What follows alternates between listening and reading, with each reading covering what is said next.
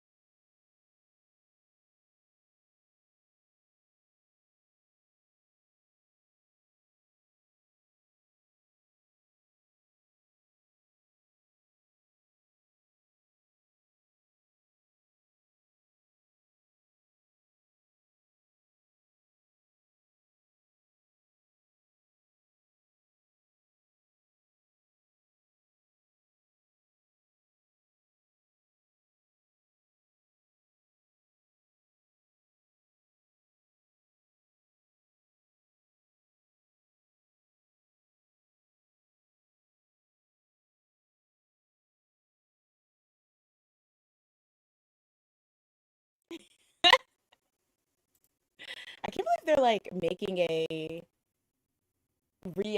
they're doing they're remaking iCarly. Did you see that? Hello They're everyone. remaking it? Yeah, they're remaking iCarly as like Oh, I thought it she's was an just. adult. Oh, I thought it was like it's a follow-up though, Oh right? yeah. What would you call Okay. that? An extension? I don't know. A sequel? Sequel? Yeah, I guess. A no, Reimagining. reboot? Reboot. There we go. They're rebooting iCarly. Is that? Yeah. But does that pertain to when you reboot Yeah, I it don't for know. new? I don't know. But yeah, so they're doing that. I'm like, oh, that's interesting. I'm But just mad that Sam's not there. yeah, I heard. I So mean, she said there was apparently an interview where she said that was like one of the worst times of her life. So that's yeah, I heard sad. that she had like a eating disorder because she wanted to be skinny. So it was like the ideal. Oh my So God. Wait, apparently it's cutting out and in and out. Oh my God. Okay, wait. I'm gonna try to. Um,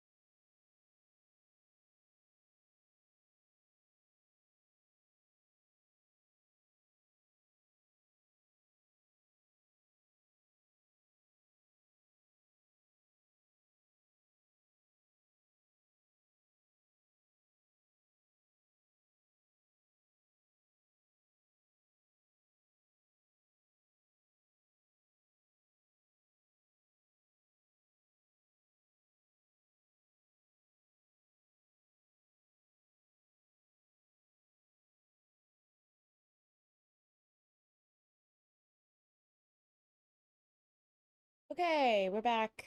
Oh wait, hold on.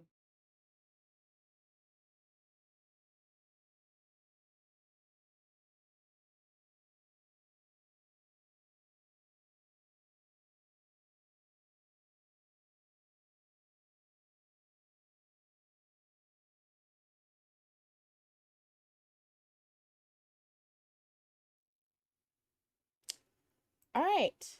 Hopefully that sounds better. Yes. No. Maybe so. Hold on. I didn't know they paid ads when you streamed. That kind of seems messy. All right. So currently, well, I guess it let us continue the thing because I'm seeing it's 15 seconds. Okay, it sounds better. Thank you. Thank God. Okay, hello everyone. It's a little bit laggy, but I think it's okay. Ish. But yes, hi everyone. Welcome to the stream. I always feel defeated when there's a false start, but I don't know. wait, can you turn on your other camera? Because Oh, sorry. Uh, I got my peaches out in Georgia. Wait, not share my screen. There we go. Sorry. I'm gonna keep you in the dark. Wait, did you say something?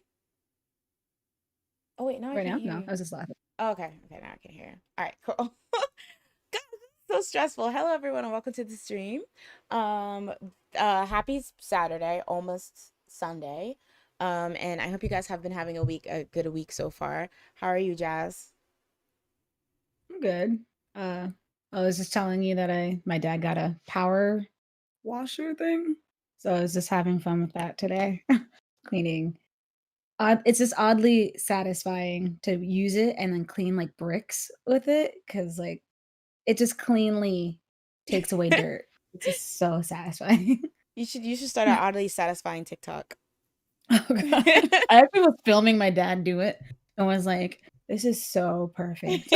Like I would definitely show this to people. Those do seem really, really fun. Oh, hey everyone in the chat, by the way. Hopefully, everyone was able to make it and not too confused about the technical difficulties we just had. Hey Raul, hey Leanne, hey Andre, hey LD, hey Jadello. Yes, so despite the pictures on the as for my updates, I didn't do anything. I'm boring. Okay, moving on. Oh Uh, no. but despite the picture kind of being a bait and switch because it's the same picture from last time. We have quite a few topics to get to today. This is a very, well, I guess there's two topics that are pretty long, and then there's a couple that are like short. So I guess I don't know. But I did want to say that like when I was preparing today's topics, what I kind of had in mind was like how in Among Us you have like long tasks, short tasks, and like common tasks. So I was like, okay, I Mhm. want a couple stories that I know is gonna take us like at least 30 minutes to get through. And then a couple stories that like after getting through like a lot of information, we can just have like a couple songs here and there. And I mean not songs, a couple like tidbits here and there that we can kind of just give our opinions on. So that's the Mhm. Among Us is the theme of tonight. So yes. So let's start off with the title, the leading title of this stream. So when I say the I'm gonna give you a sentence, Jazz, and you just tell me what you think this means. Okay, agencies file complaint against BTS Law. Does any of that like I don't know. Do you know what any of that means? No, because I didn't even know there was a BTS law, so no. I don't know what that means. I guess it's a bit misleading because there's like I definitely think the term BTS Law is like a journalism news outlet creation. But you what is the feeling you get from here? Like do you think this is mess or do you think that this is maybe something I don't even know because the only other idol named law I know, besides of course like the Kuhara law, is like the JYJ law, which was like the was Mm, that the one that shortened contracts to 7 years? I think. I think Yeah, I'm it not sounds sure right. because there was a couple things that SM was doing that was messy to JYJ. So there's we can have our pick. Um, but yeah, but these are the type of headlines I kept reading when I was coming across this story. But essentially I'm going to go through what this story is about and then hopefully like when we all get some context we can kind of discuss it. Now I do want to start off by saying that this is a thing talking about the military and enlistment. And so I feel like every time us as foreign fans chime in about this, we automatically get hit with shut up. It has nothing to do with you. It's about another culture. What is your opinion when you hear stuff like that? Um, I mean, I kinda get the idea, but it's like, if it's open to the public, I mean, there's gonna be, people's opinions. So, like, people need to learn to accept that there's, like, that the outside world is still watching, so it's not like it's just enclosed to that one general area. Yeah, I agree. Like I feel like as you know, K-pop is an international thing. Like when K-pop fans internationally hear about stuff, they're going to want to talk about it. Now, I think my approach is like I'm not saying when I talk about this stuff, I'm not saying that anyone has to listen to me and you probably shouldn't because I have no expertise in this kind of stuff, but I do kind of get discouraged when people are just like you should just not even talk about it. And it's like Yeah. that's all I do, talk about stuff. So, I don't know what you want me to do. But yeah, I think yeah, the idea that like you just should not weigh in or give any type of opinions or say anything as a foreigner is quite strange because at the end of the day, I know that they're not going to listen to me, nor do I think they should, nor do I think I have the authority to tell anyone how to run their own country. But, you know, because it may involve idols that I like, you know, it's interesting to hear about and discuss. Yeah. So I'm gonna go through this. This is gonna be a long piece chunk of stuff, and I'm gonna try to stop and ask questions along the way, so it's not just me blabbing. But essentially, this week, the Korean Content Association, or KMCA, filed a complaint to the Ministry of National Defense over a revision to the Military Service Act that they passed late last year. So this revision to this law or amendment, you might call it, or this act, is what is being referred to by many news outlets as like the BTS law. So that has kind of like started this kind of, I guess, positioning as this thing, as it like being a this whole situation, this whole story being about BTS versus the industry, or the industries trying to, you know, entertainment agencies are trying to attack BTS. But I'm just gonna like jump in, break down what all this means, and then we can talk about it. So, at first, I want to just kind of break down current enlistment laws. So, currently, able-bodied men, South Korean able-bodied men, have to enlist by 28 years old, right? And there's obviously exceptions, but like for like a blank statement, they have to enlist by 28. So this means for male idols, when they turn 28, they need to enlist sometime between their 28th birthday and their 29th birthday. So they do get that window. So what happened is that in December of 2020, there was a revision made to this rule that said, quote, popular cultural artists can postpone their enlistment until the age of 30, but the requirement is that the individuals must be recommended by the Minister of Cultural or the Minister of Culture, Sports, and Tourism among the recipients of the Order of Cultural Merit. So the Order of Cultural Merit is an award, and they're saying for you to be able to postpone enlistment till 30, you have to have received this award. So the catch is, and the reason why it's being referred to as the BTS Law is because currently BTS are the only idols that qualify for it, because they're the only idols that have won this Order of Cultural Merit award. So just kind of giving a background about them winning this award. So in 2018, BTS received the Hwagwon Award of Cultural Merit from the government, and them winning it made them the youngest recipients of the World Award in history. And so I quoted this from Wikipedia, but essentially it says that this award is given by the Korean president to outstanding dang, I can't read. Materials, but just basically like being Meritorious? outstanding in your field, and kind of like prompting like national interest in culture and national development. So I found a post on Twitter that a Twitter user by the name of Hope Kidoki, where they kind of were translating a write-up about BTS winning this award. And so in the description of the award, it says that possible candidates are people who have contributed to popular culture and arts or the expansion of the Hallyu wave. Now, there's a specific, requirement with this Order of Cultural Merit Award, where it's usually given to candidates or people in their respective field who have contributed over 15 years of work. So essentially, you have to be active for at least 15 years to be like within your industry to be able to be considered for this world award. So one of the reasons why BTS is one of the most or the youngest recipients ever is because at the time when they received it in 2008, they had only been active for 5 years. And that was one of like, I don't want to say the selling points, but one of the reasons why it was so incredible, because they literally bypassed this like requirement to give it to BTS because they had been making so much waves in terms of, the impact they had internationally with their popularity and bringing attention to Korea. Um, so when they got this award, getting this award is hard enough, but the fact that they were literally given an exception 10 years in advance to be able to win it is like another level.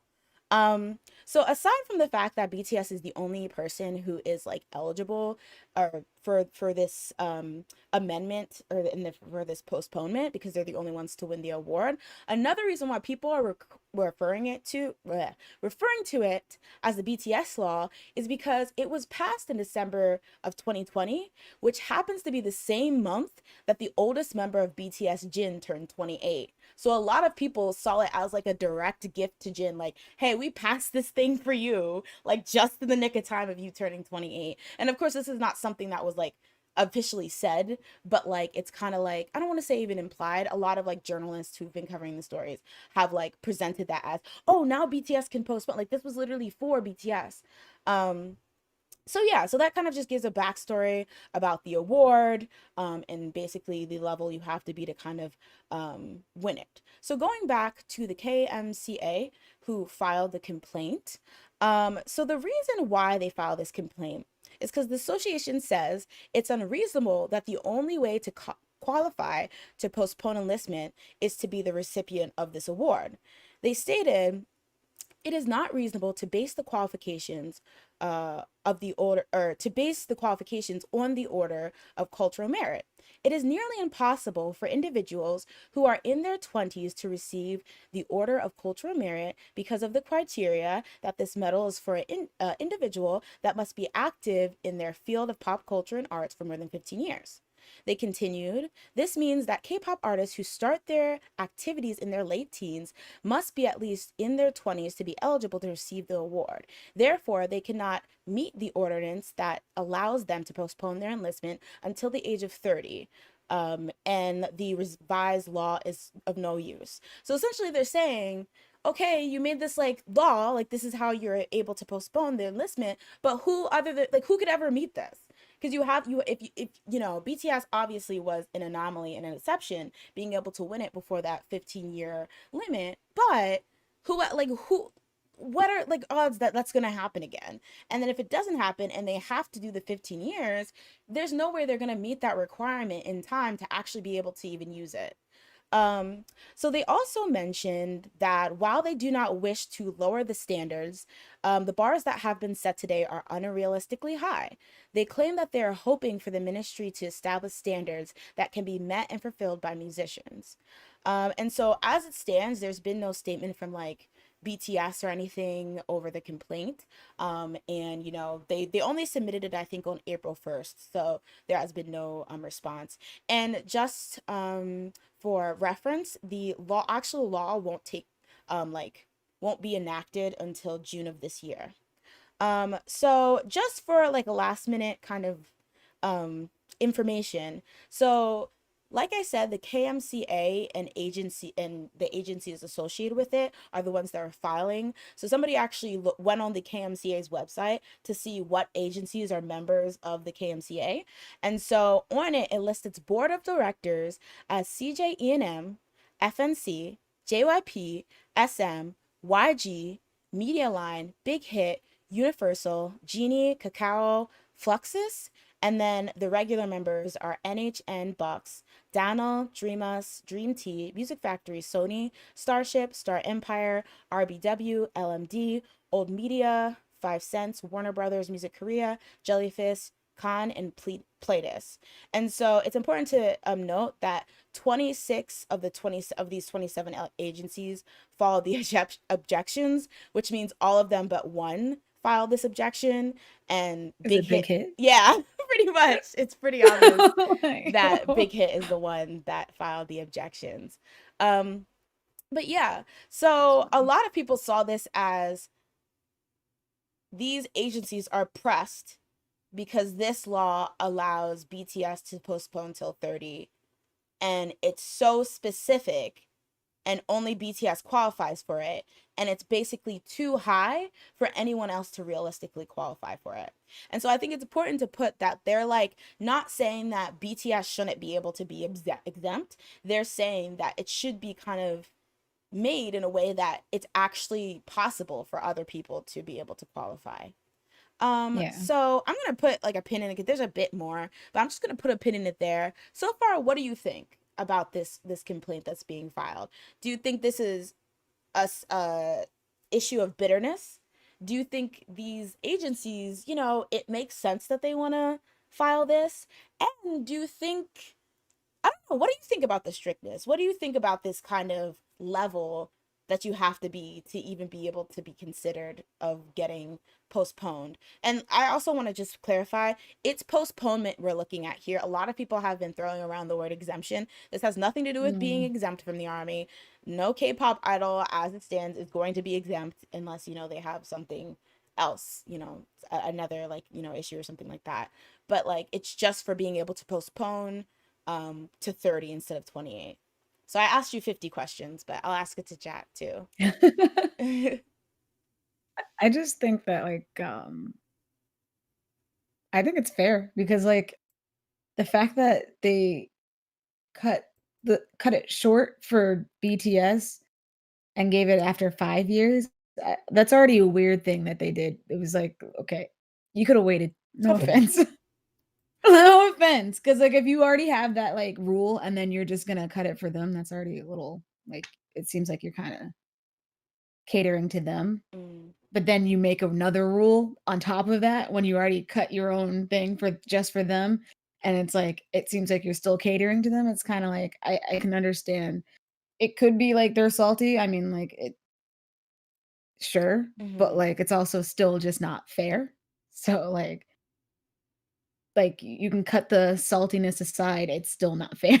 Mm. So, I feel like it should be understood that it's not, like it's not a hit against BTS. No one's like, "Oh, like, BTS didn't do anything." Like, no, it's just if it's only catering to them, then what's the point of having that rule? Just say that you want BTS to just, like, postpone, just give it to them at this point, like, just don't try and make a rule that's, like, nearly impossible to replicate. I think So, that I that's don't that's interesting because I'm gonna read Andre's comment here. They said I get frustrated, but at the same time, or I get being frustrated, I think, but at the same time, BCS has been doing so much for South Korea that you can't really blame them when stuff like this happens. That's true, and I think that's a point in depiction. Like getting BTS shouldn't even be in this conversation in a sense because it's like they didn't ask for this to happen; they were just given it, right? So it's like I think a lot of times it's kind of hard for them and even Army because they'll get brought up in the discussions when it's like things are happening to them. They're not asking for it. But like kind of to your point, where it's just like this, like, it seems like this is just a thing for BTS. A lot of the argument that I've seen people make is that that's the point of it. Like not everyone's supposed to get it. That's the point. It's something special. So the fact that no one else might be able to live up to it, that's the idea because not everyone, like it's not something they want to hand out willy-nilly. It's like there's this mhm. really really distinguished thing or level that BTS is at and it's almost like, well, we get you bring in so much money, you're the face of so many things, so many people, when they think South Korea they automatically think BTS. So it's like this is kind of like a reward for that, and not everyone should be able to get it. So like this idea that KMCA and these agencies are trying to broaden it, it's like, well, you're not on that level. So like, that's kind of like the argument I've Yeah, been seeing. but then don't make a rule. Don't make it a law, just give it to them. Yeah. Stop beating around the bush. That's my whole thing. It just seems kinda crazy to make like, a law that seems impossible to get again. Yeah, I think for me, like I get it, like the thing because I'm like, okay, here's a way for you to like be able to postpone your enlistment. And it's actually like I was reading in the Wikipedia page kind of about like military enlistment and I saw that like one of the reasons they claimed that I think um I wish I would have had this up, but like it was like one of the reasons why like they started having a situation where like you can get um like exemptment. Now this is about exemptment, is that like they wanted to kind of motivate like Olympic athletes to do well because it's like, oh, you can get this exemptment if you do really well. So I feel like in the same vein, maybe it's kind of like, oh, if you are like, spread Korean culture enough and like, are get to that level where like, you're bringing so much back to the Korean culture, you can Mhm. have this thing, like kind of like it kind of is like an That's kinda hard. inspiration or an aspiration, an inspiration, if that makes It's sense. such a hard thing, though, I feel like, compared to Olympic athletes, where it's like you can train and you can, like, reach a goal of, like, "Oh, I need to get this flip down and whatnot." With K-pop, I feel like it's like, no offense, there's a lot of luck in who actually is going to like, if you're gonna become the popular one. Like, there's not like because BTS, as amazing as they are, there are still, like, other groups that are, to me, just as amazing. Hmm. Like, they make their own music, they do all this stuff, but they're not as big as BTS, and, like, it's not like they're doing, like, worse songs or something or, like, just not it just I don't know. To me, with Olympics, it's like, you know what you're supposed to do right, while with K-pop, it's like, you don't know what you're supposed like, you know what you're supposed to do right, but you don't know what's gonna be that thing that, like, gets people to be like, "Alright, now you have 100,000,000, like, followers." Like, no, it's Mm, just harder in my opinion. hmm. Yeah, So I kind it's of get. hard.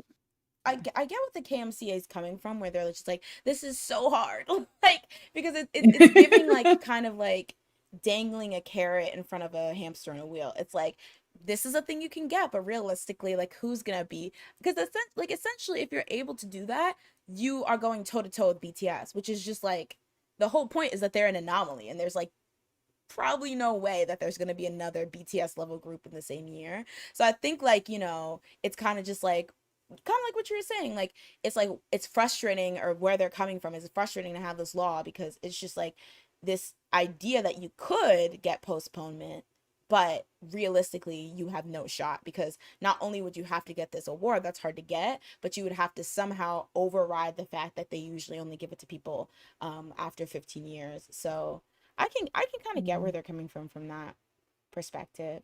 I'm gonna hop in chat real quick. ST says, personally, I feel like this law was put in place to be a sort of a middle ground.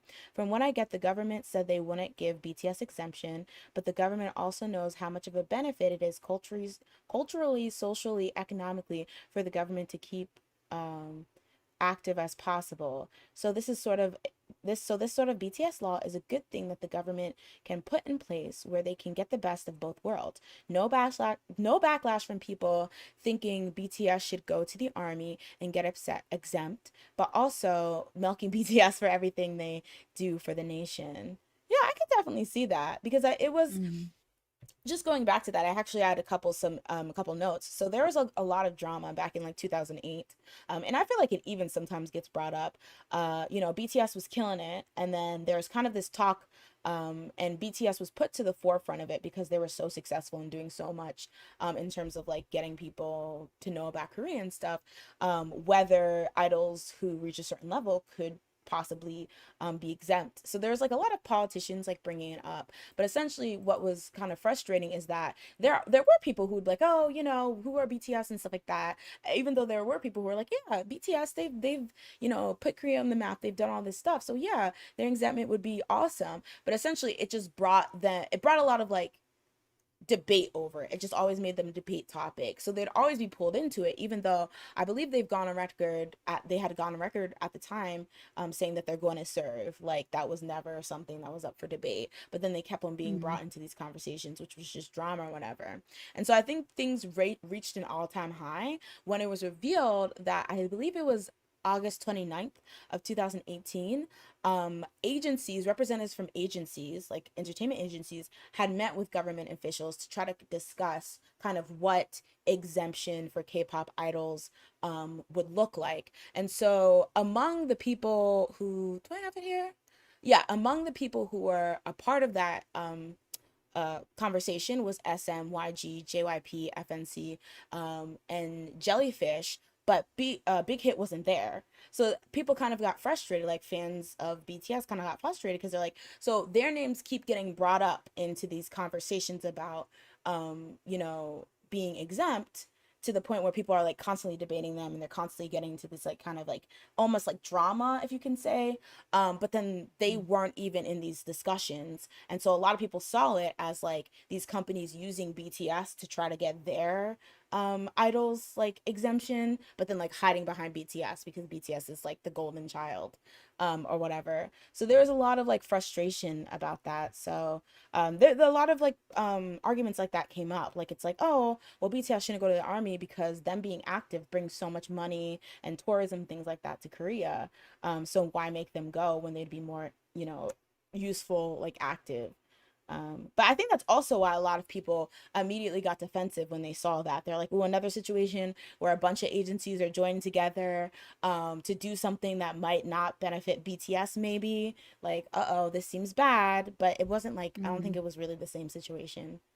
Um, Andre says, because not every idols and group want to go to international past Korea, Japan, and China. They're an exception, not the rule. Is that in reference to like you having to bring international fame to get exempt?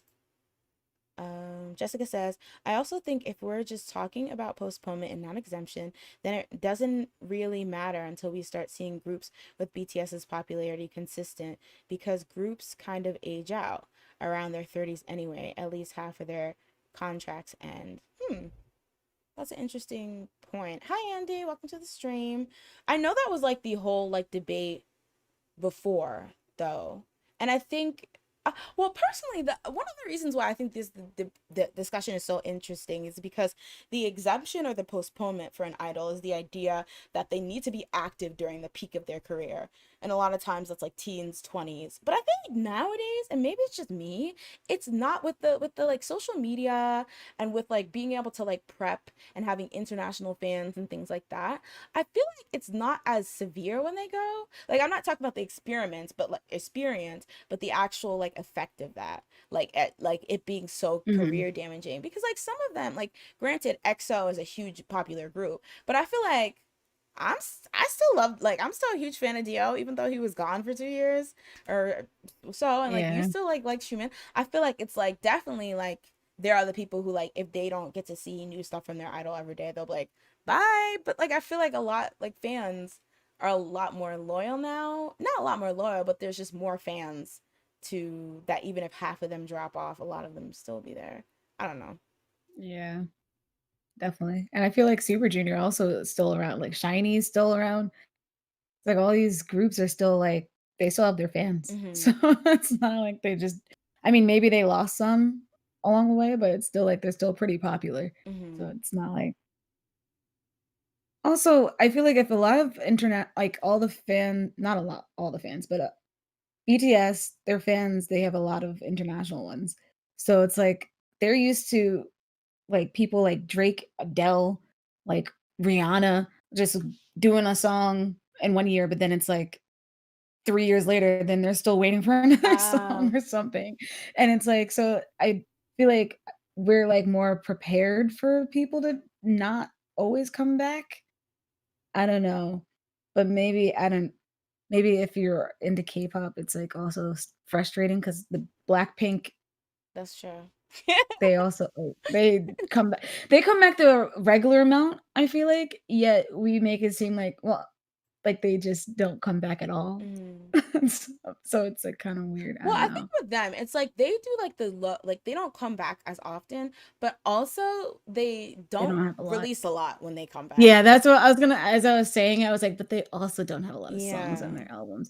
So it's kinda like usually, like, with Rihanna, when's the last time she came back?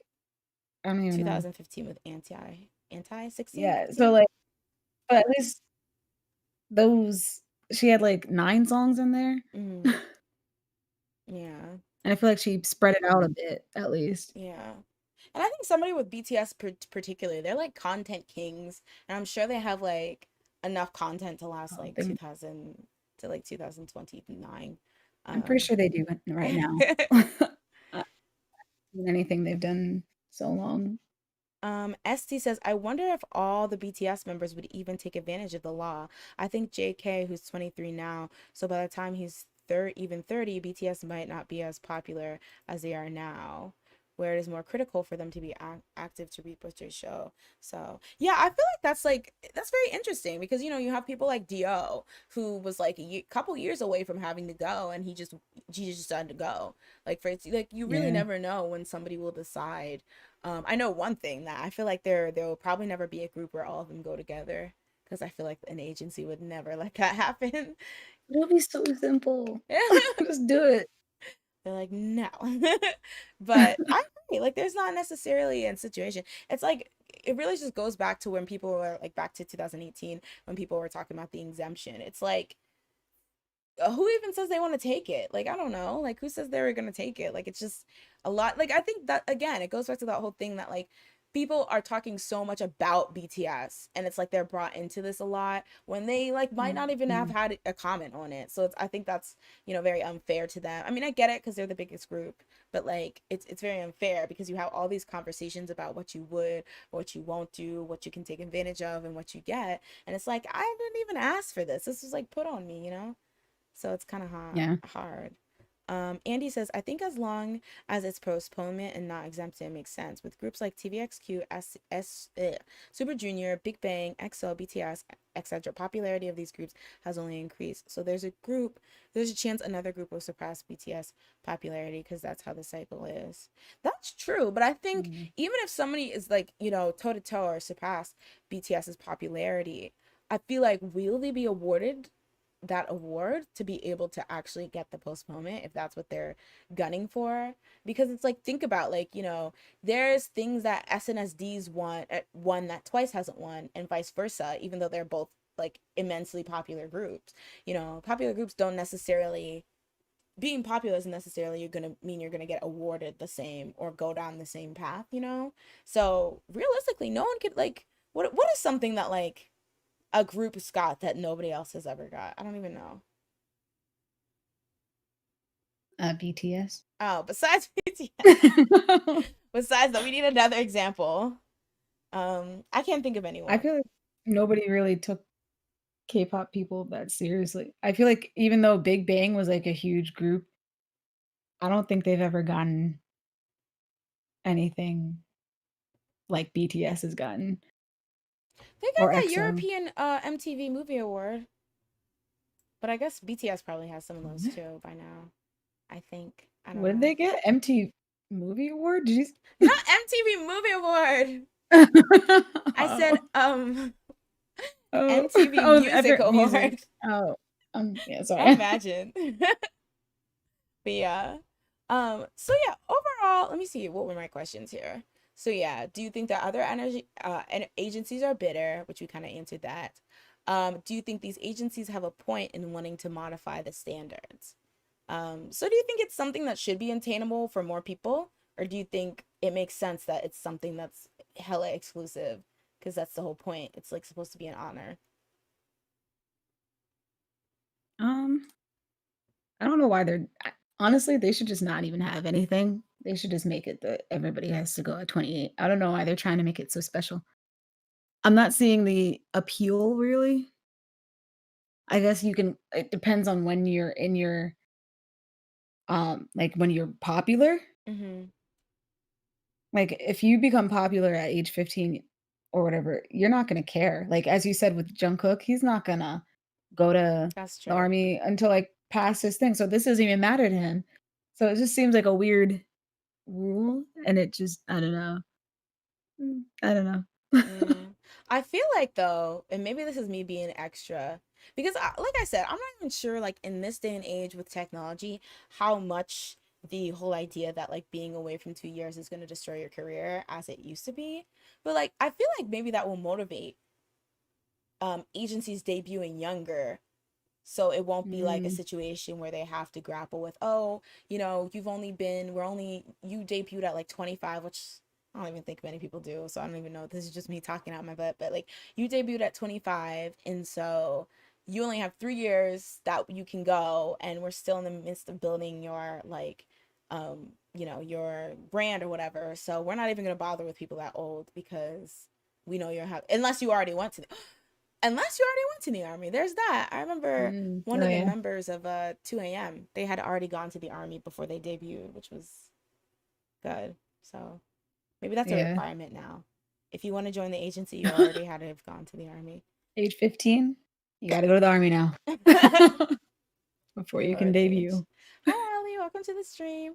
Oh, Andy says, honestly, in business terms, BTS is a major South Korean export, and I could see why they would be allowed this because of their success and the money they make for the country. Yeah, I remember that EMA, that Big Bang one back in 2011 was such a big thing. Yeah, back in the day. Jessica says, I think Korea doesn't want BTS to lose momentum, but groups who never broke into the US market are trolling with their fan bases. Enlistment doesn't change that. And I think BTS wants that for themselves. Wait, what do you mean that BTS wants that for themselves? LD says, I agree with Jazz. I don't really see the point in the law. I think everyone should just have to go at 28. She said, like, cut and dry. The South Korean government only passed this law because they wanted to have their cake and eat it too when it comes to BTS. Jessica says, just like Suju or shooting the shit with Alps, it's all vice there. It's mostly for Jin because he had to go first. I feel like it's the case of both Big Hit Hype and South Korea wanting to stretch BTS career a little more, make money. I mean, it's interesting though because it's only 2 more years, right? Like I could get if this Yeah, is exemptment versus going, but it's only a postponement till 30. And like what's really gonna change that much in yeah, 30? Like when Jin's 30. I don't know. yeah. It's That's what I was interesting. saying. I feel like it's a weird law. I just feel like they should just go when they're supposed to go. I think It it will be seems helpful. like it would be, because like I said, I don't think even if BTS were to go right now that would ruin their momentum. I think as long as you can keep more a majority of the members in the group, because like, and this is not like shade to Jin, him going to the army is not going to halt BTS's momentum. Like, yes, it will throw Yeah. off like the seven, blah blah, but it's like there's still six members right there, like that can do stuff Yeah. that all have capabilities of doing individual stuff too. Imagine Yeah, I all was gonna six of say, them. like, they could do individual ventures, like solos, not even solos, like maybe be on someone else's Mm-hmm. song and just Mm-hmm. like push that aspect. I feel like everyone always has like a kind of like a shaky opinion on when like members of a boy group start going to army, but I feel like it's never been like kind of done perfectly. Like it's always been this kind of weird thing where everyone just starts going and then it's like it doesn't really seem like the company's planning ahead. But I would not put it against Big Hit to already like have stuff that you wouldn't even notice until he's back. Be like, oh snap! Like, how are you in all these videos that they released when, like, I don't know. I feel like it Yeah. could be a planning thing. ST says if anything, to be strategic, companies can debut groups where their oldest members are foreigners, so they don't have to worry about losing members to enlistment unless they most likely pass. Oh, that's be interesting. Because I know Mr. Hmm. J Park, he doesn't have to go. Oh So, yeah. and he was actually the oldest of 2 p.m. until he got thrown out the window. Until they threw him out the JYP building window. Weren't you in that group? I forgot. I forgot your story from Oh yeah, like I the last was. I moonlit a video. bit, as a I choreographer forgot. slash lead vocal, but Uh, yeah, they didn't want me when they realized I couldn't speak Korean, or dance. They were like, how did you even get here?" Um, Jessica says, like they're willing to enlist because they don't think it will change their relationship to their fans. Ah, okay. Yeah, that's true. That's true. And I feel like, yeah, I feel like that's like increasingly the like, and I obviously can't speak on every group because I think if you're a less popular group, you're gonna struggle with that. And if you have maybe like, I don't know, members where like the popularity is heavy in a few members, you'll struggle with that. I think for the most part, like when it comes to popular groups, I guess, which were never, I guess, the issue in the first place, I don't think they'll suffer that much as they used to. I don't know, maybe it's just me. Or like, but like mm, I think by the time you get to that point, you'll be established enough that it's like you're already kind of used to not being like the new hot thing on the street, but you still have those loyal fans that when you come back, you'll still be able to sell albums and make music and kind of pick up where you first start, yeah. where you left off, just like EXO. But it is a good point. Jessica says, but the idea behind postponing their enlistment is that they've reached the ultimate heights by themselves. Or but they themselves are happy with what they've already done and they will do. Okay. Yeah, it's kind of like you're content. Andy says, you guys mentioned this earlier, but how do you think BTS will fare after the years of enlistment? Groups like Super Junior still have a large and thriving fan base, but they tend to be quiet. I think they'll be, because the thing is, I think what's interesting about BTS is that they're getting like a large amount of new fans still, like every year. I think what happens when groups tend to taper off, like even if they still have that massive amount of popularity, I think it's when they stop like gaining massive amounts of new fans yearly. That kind of, because I think fans that have been there since 2008, I don't necessarily think they're the ones that are constantly always talking about everything and making everything like a huge thing. But I feel like that's what you Mm, kind of need to keep your name in like the media and stuff every single like day or every single week, because you need people who will make a big deal out of things that honestly sometimes shouldn't be that big of a deal. But I feel like as long as they like are, they have that really mobile young as in just joined or recently joined fan base, then I think they'll be fine. I don't know, what do you think, mm. Jazz? I feel like what you said is right. Yeah, honestly, there's nothing I can add to that. Raul said Jay actually helps throw Jay Park out of the window. They told me if I wanted room and board, I'd have to help them hoist him out the window. Y'all can't hold me accountable for this.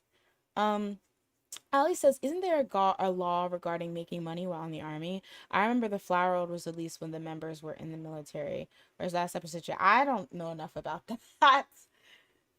I don't know. Have you heard anything about that, Jazz? Say that again? The Which idea one? that there's like a law about regarding making money in the army. I mean, I imagine that like you make royalties if you're famous or like Yeah, I was gonna say you can't make any money. yeah, companies That are probably like sounds that we'll sounds hold that kind for of. you.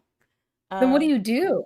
Wait. I think you get paid. I saw something that you get like a monthly or a weekly salary or something like that. Oh, But I I'm was gonna like they just want you to be broke for not the whole time. Like I'm so confused. but I'm not sure. I don't know the specifics about it.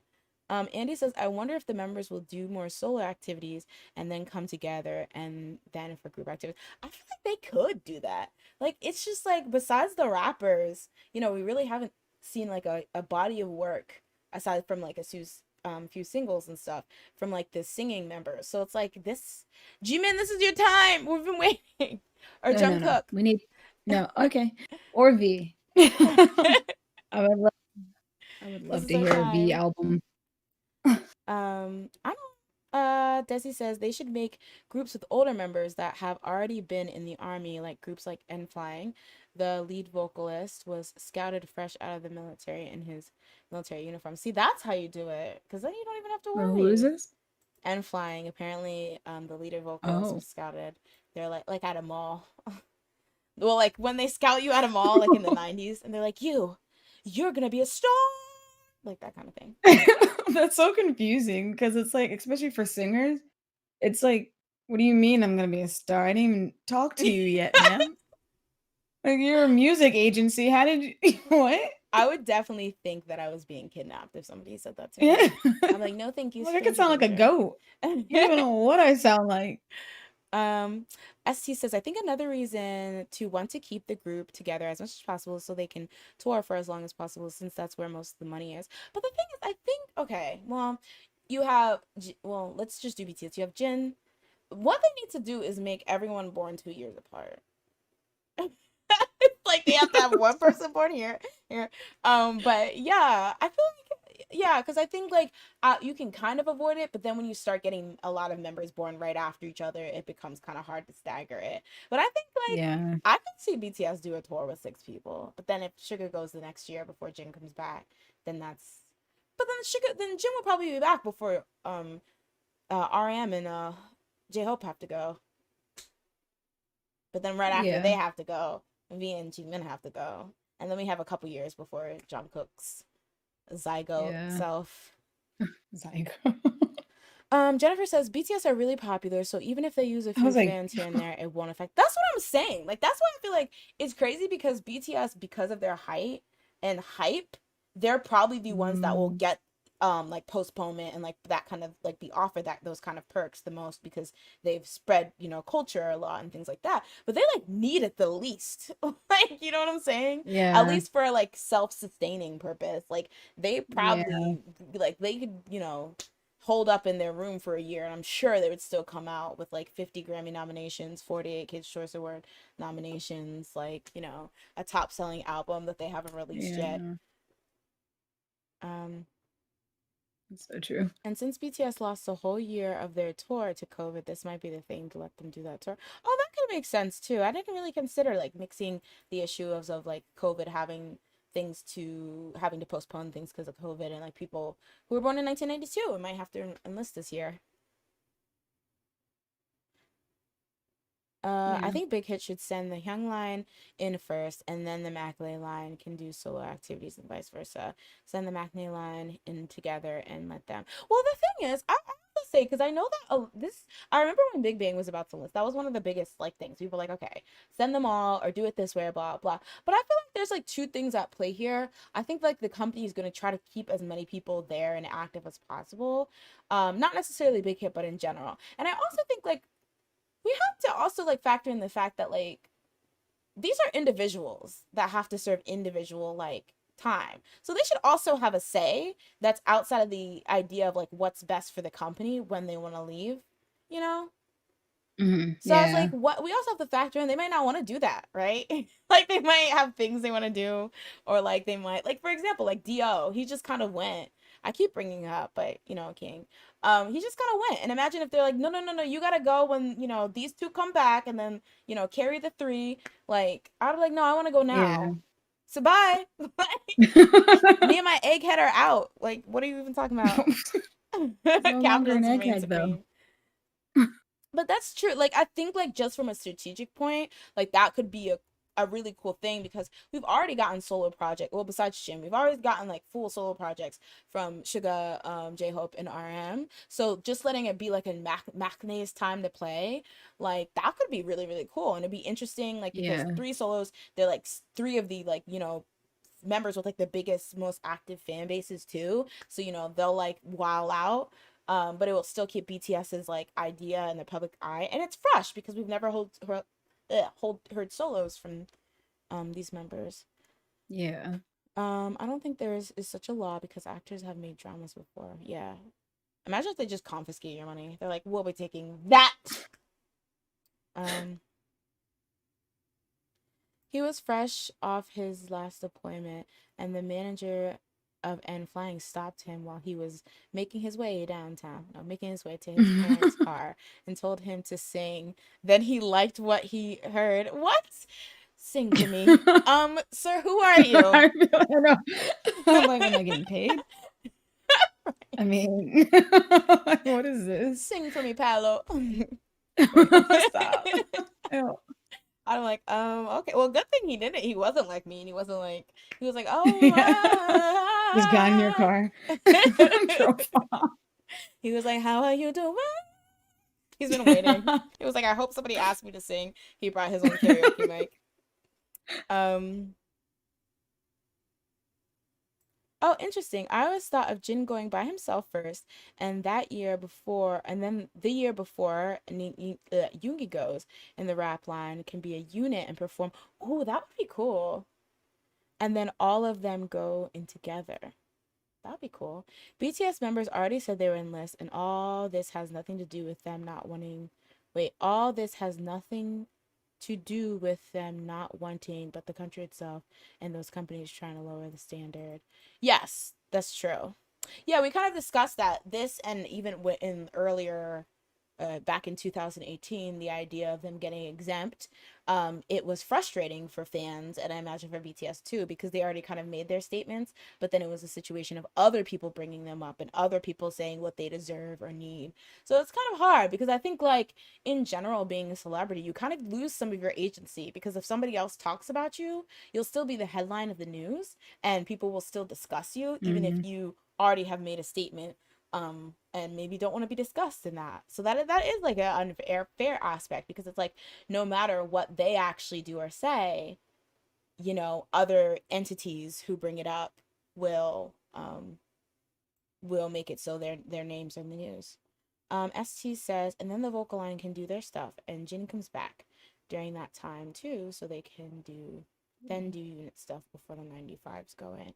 Yeah, I think it's like, when it comes, like, I think we've never seen like a perfect execution of a boy group going to the army in the most beneficial, or what is it called, efficient way, because there's a lot of things that go into play here. Like, obviously the company probably has influence or somewhat of a say, but then the individual themselves are probably like, well, I want to go now, or I don't want to go, there's things I have to do. So trying to reconcile that among not only yourself, but then like how many other members are in your group, it probably is like hard, like, because people want to do what they want to do, you know. But yeah, did I ask? Yeah, so those are like basically the questions I had, just a general sense of talking about, you know, the situation, clarifying some of, I think, the misconceptions around it, and what was actually like being discussed, and what the goal is in here. Again, you know, we'll see what happens. We'll see if this even works. We'll see if this even matters. Either way, I mean, the law was passed, so BTS can postpone if they want. I don't think, like, they're not gonna have that taken away from it, nor were the KMC and the agencies asking for them to be that being taken away from BTS specifically. So we'll see if that's something they will, specifically Jin, since he has to go this year, utilize. And I mean, I would understand if he would, because, you know, he might have something he wants to do. So that is that on that and that. So any other comments about that, Jazz? Because if not, we can just move over on to the next. I feel like I'm hosting a Zoom meeting. Like at my work. No. Any comments about that? I feel like we like I feel like we covered like everything, Okay, honestly, with that. I think we talked about this for an hour. Okay, so next up, I wanted to talk about Kara. Kara. Okay, I actually have visual cues for this. So let me real quick try to see if I can actually get them in place. All right, so let's see. Ignore what's on the screen because it's a spoiler. Okay, studio mode, image cues. All right. Some spoilers about what we're going to talk about. Okay. So, this is kind of there's a lot in this. So, on Kara, this year or this month is their 14th anniversary. They're a group that debuted in 2007, so 2021 would be their 14th year anniversary. So to celebrate that, on April 8th, member, I guess you would say former member because they're disbanded, but former leader of Kara made a post on Instagram celebrating Kara's 14th anniversary. So she posted these pictures of them meeting up and sharing a cake, and then just like kind of hang, oh, not this, not this. I'll just leave on this picture because I don't know what order these things are in. Yeah, so she kind of made this post about them kind of hanging out. It's her, former member Jiyoung, former member Sooyoung, and Nicole. And so the caption on her Instagram read, "The day we gathered to celebrate the 14th anniversary of Kara's debut a few days ago, a time that meant more as time passed. Thank you to Jiyoung for preparing the flowers and cake as a surprise." So it was really cute and sweet to see them kind of just get together and celebrate that. And I feel like an ancient artifact because, this group was a baby when I got into K-pop, and now I'm 43. So anyway, so one of the things that are particularly being highlighted about this post is that a netizen actually left a comment where they basically said, "Wouldn't it be nice if Guhara were there?" And so it's just kind of this idea, or some of you may know Guhara was a part of Kara, and then she tragically passed in 2019. So into response to that, Gary said, "Let's say Hara couldn't make it because of the lockdown rule of no meetings over of 5 people or over." So it's just kind of sweet how she kind of flipped it so it doesn't have to be like a sad thing. And I know like there's kind of like this idea that when somebody passes, the idea that every time their name comes up, you have to be like tragically sad, it shouldn't have to be a thing. Like you should be able to like think of somebody and just remember all the positive things. So I thought this was really sweet that she, did that. Kind of made like a lighthearted kind of thing about it so it wasn't so sad. And I imagine that was Yeah. probably really comforting to fans. So this was a really, really sweet moment, and it sucks that I have to kind of foray into mess because while you have the 4 members of Kara pictured there, a lot of people noticed that member Ha Youngji was not featured, and there was like no mention of her in the caption. So kind of like an overview. I wanted to give like a quick overview of Kara, kind of like the history of Kara, and kind of discuss like why people are kind of going back and forth with the fact that Youngji was not pictured. So I'm going to skip through some pictures. Okay. So, most people know Kara as like a 5 member group, which consisted of the 4 ladies in the picture, Nicole and Guhara, so Nicole, Jiyoung, Sooyoung, Guri, and Hara. However, what some people might not know is they actually debuted as a 4 member group in 2007 with the song Break It. So at that point, the group consisted of Nicole, Guri, and Sooyoung, and then they had a main vocalist named Kim Song Hee, but she actually had to end up withdrawing. Her parents took her out for like school related reasons. So this happened like essentially she was only in the group for like about a year. And so in 2008, Hara and Jiyoung were added to the group, and they first appeared in their 2008 music video for the song Rock You. So this started that era of Kara that people know Kara for, where they built most of their fame and success. They had hits like Honey, Mister was a huge one, Lupin, Pretty Girl was a bit earlier, and Wanna, and Jumping and Step. And then really I think what kind of sets them apart is the fact that they blew so they blew up, like they were huge in Japan, like just crazy huge in Japan. And so they kind of built this legacy.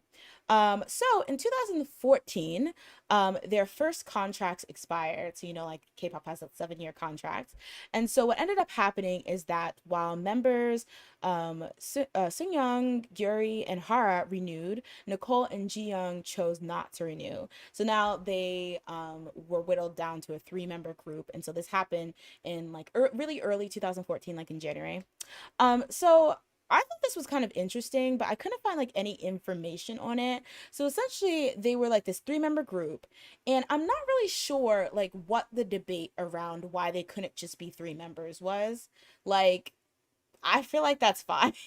Like, but I know Mm, that there is like some shadiness where people are like, oh, their vocals aren't strong enough, even though it's not mm, the main vocalists were always like Gyuri and Young. Nicole and Ji-young were good. Like they were very like reliable vocalists as well. But like, people are like, oh, it would highlight weak vocals. And then the infamous water bottle aegyo incident had happened the year before, where Hara was like kind of like a featured member of, I guess you would say. Essentially, they went on, what was it, Radio Star, the show called Radio Star. Kyuhyun from Super Junior had said something kind of shady to Hara that kind of made her upset. And she kind of tossed a water bottle in his direction in anger and frustration, and she'd up crying. It was something that was kind of alluding to the fact that she like dates around a lot or whatever, which was frustrating because she got like mm. hate comments on that kind of stuff a lot. And then at one point they asked member Ji-young to do aegyo, and she cried because of that, because she didn't want to do it. It was just like Oh. kind of a bad atmosphere or whatever. But people gave them a lot of hate because they're like, oh, why are you guys acting like that? So I don't know if it was like, oh, now they're whittled down to these members, and maybe it was like a thing that DSP, wanted to maybe, I don't know, change the way that people were perceiving them or whatever. But essentially, on May 12th of 2014, Kara's agency DSP announced that Kara will have new members added to their current lineup. And so they stated, and this is a quote from a Soompi article, that after discussing to lengths with the current Kara members, we have decided to recruit new members while looking for a suitable method for recruiting members that will please fans. So essentially, they do this through this show called the Kara Project, where they take current DSP trainees and they essentially like put them through challenges and make them, they'll choose somebody from that. And so it's really, really weird because when I was looking this up, I remember vividly there being some type of article where one of the members said that like they never, like this was not their idea at all. Like this was something that was DSP did Mm, and was DSP's idea. So when I read this statement about them discussing it with the members, it kind of was like, okay, but like at the same time I was like, I remember that, but I couldn't find any like source or any statement, so I was like, maybe I made that up. But yeah, so but mm. even if like the girls, whatever the girls had thought, like amongst themselves, the fans were annoyed, like they were pissed, obviously, like who wants randoms added to Um, their group.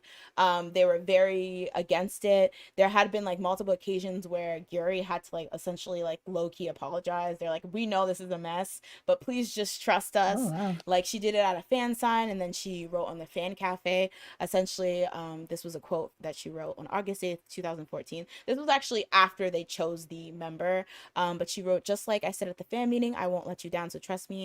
I said that because I'm confident that I really won't let you down. However, um, a few days later, the situation changed, and although I said it with confidence, I ended up letting you guys down. So essentially, Kara Project happens. Youngji is the one who wins. She wins in July of 2014. And it's like it's funny because like she gets chosen, and people are still mad. It's like, why would you think just because you chose somebody, people are still mad? So a lot of people were Yeah. like kind of like, okay, this is weird or whatever. But I think it's important to note that there wasn't like animosity between the Kara members and Youngji. Like they were like protected her and treated her really well. And even as recent as last year, Youngji has talked about how they like treated her really, really well. And so she joins Kara. They released Mamma Mia, which is a bop or whatever. And so joins Kara in 2014. They released Mamma Mia as a bop. They do, different activities or whatever. But then in January 15th of 2016, Kara disbands. after DSP announces that they will not be that Gyuri, Sunyoung, and Hara will not be renewing their contracts.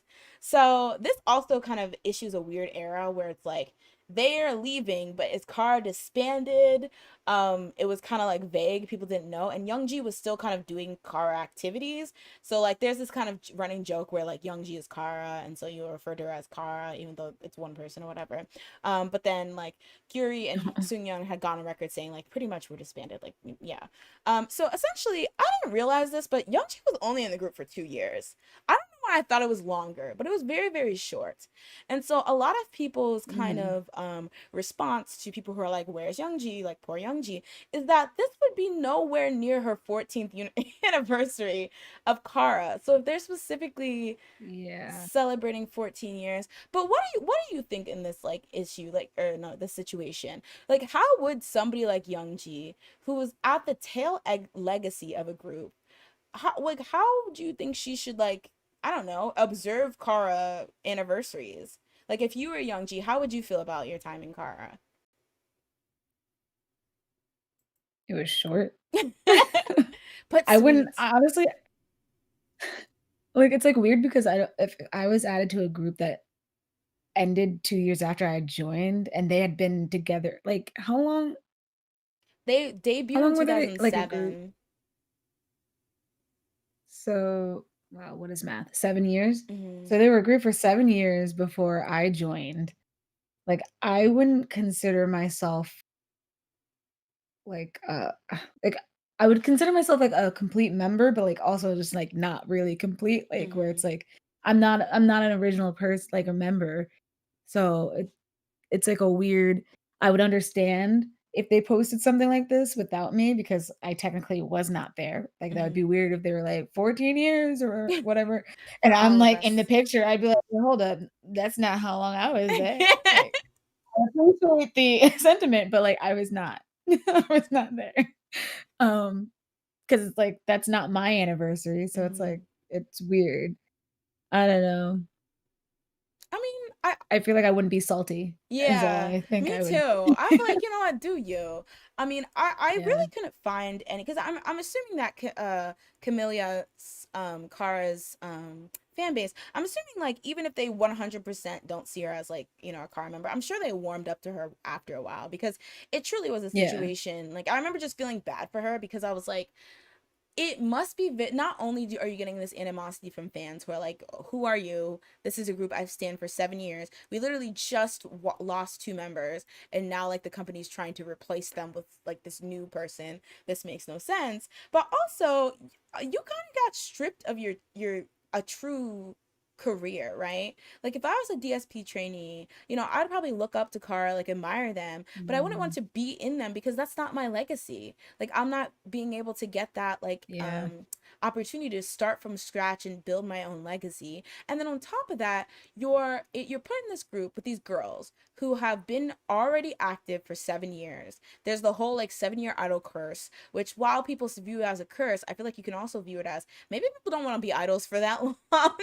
Like, so these Yeah. girls are 7 years into their career. You just started. What do you think's gonna happen? Like, I'm like not, and this is not any hate on Youngji, obviously, but it's like I'm not gonna stick around if I feel like I'm done with this group or done with the idol life just because they'd added you, and they shouldn't have to be held to that at all. But at the same time, it's a Mm, really crummy situation because as soon as they decide they're done, these girls who have already been doing this for 7 years, then it's kaput for you. Like there's nothing you can yeah. do.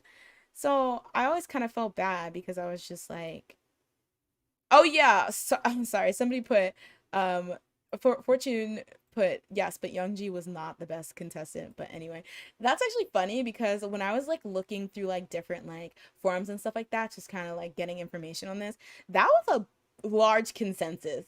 A lot of people were even claiming that they felt like she was predetermined because they just don't Mm, understand how she won, which I thought was interesting and probably added insult to injury because she was already probably getting hate just for the idea that she was joining Kara. So I feel really bad for that. But I think she did a good job. I think she was really charming and funny. And I think mm. her voice meshed well. Where Um, the where maybe DSP was like, "We don't wanna put our best into this group. Oh, because they wanted to make. But we do want them to get exposure. I can see So that. it's like, That's actually interesting because what was it?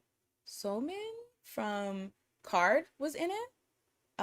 oh, At the okay. time, she would then go on to debut in April, and then leave April to do She Card. realized she was too old for that. She was like, nah.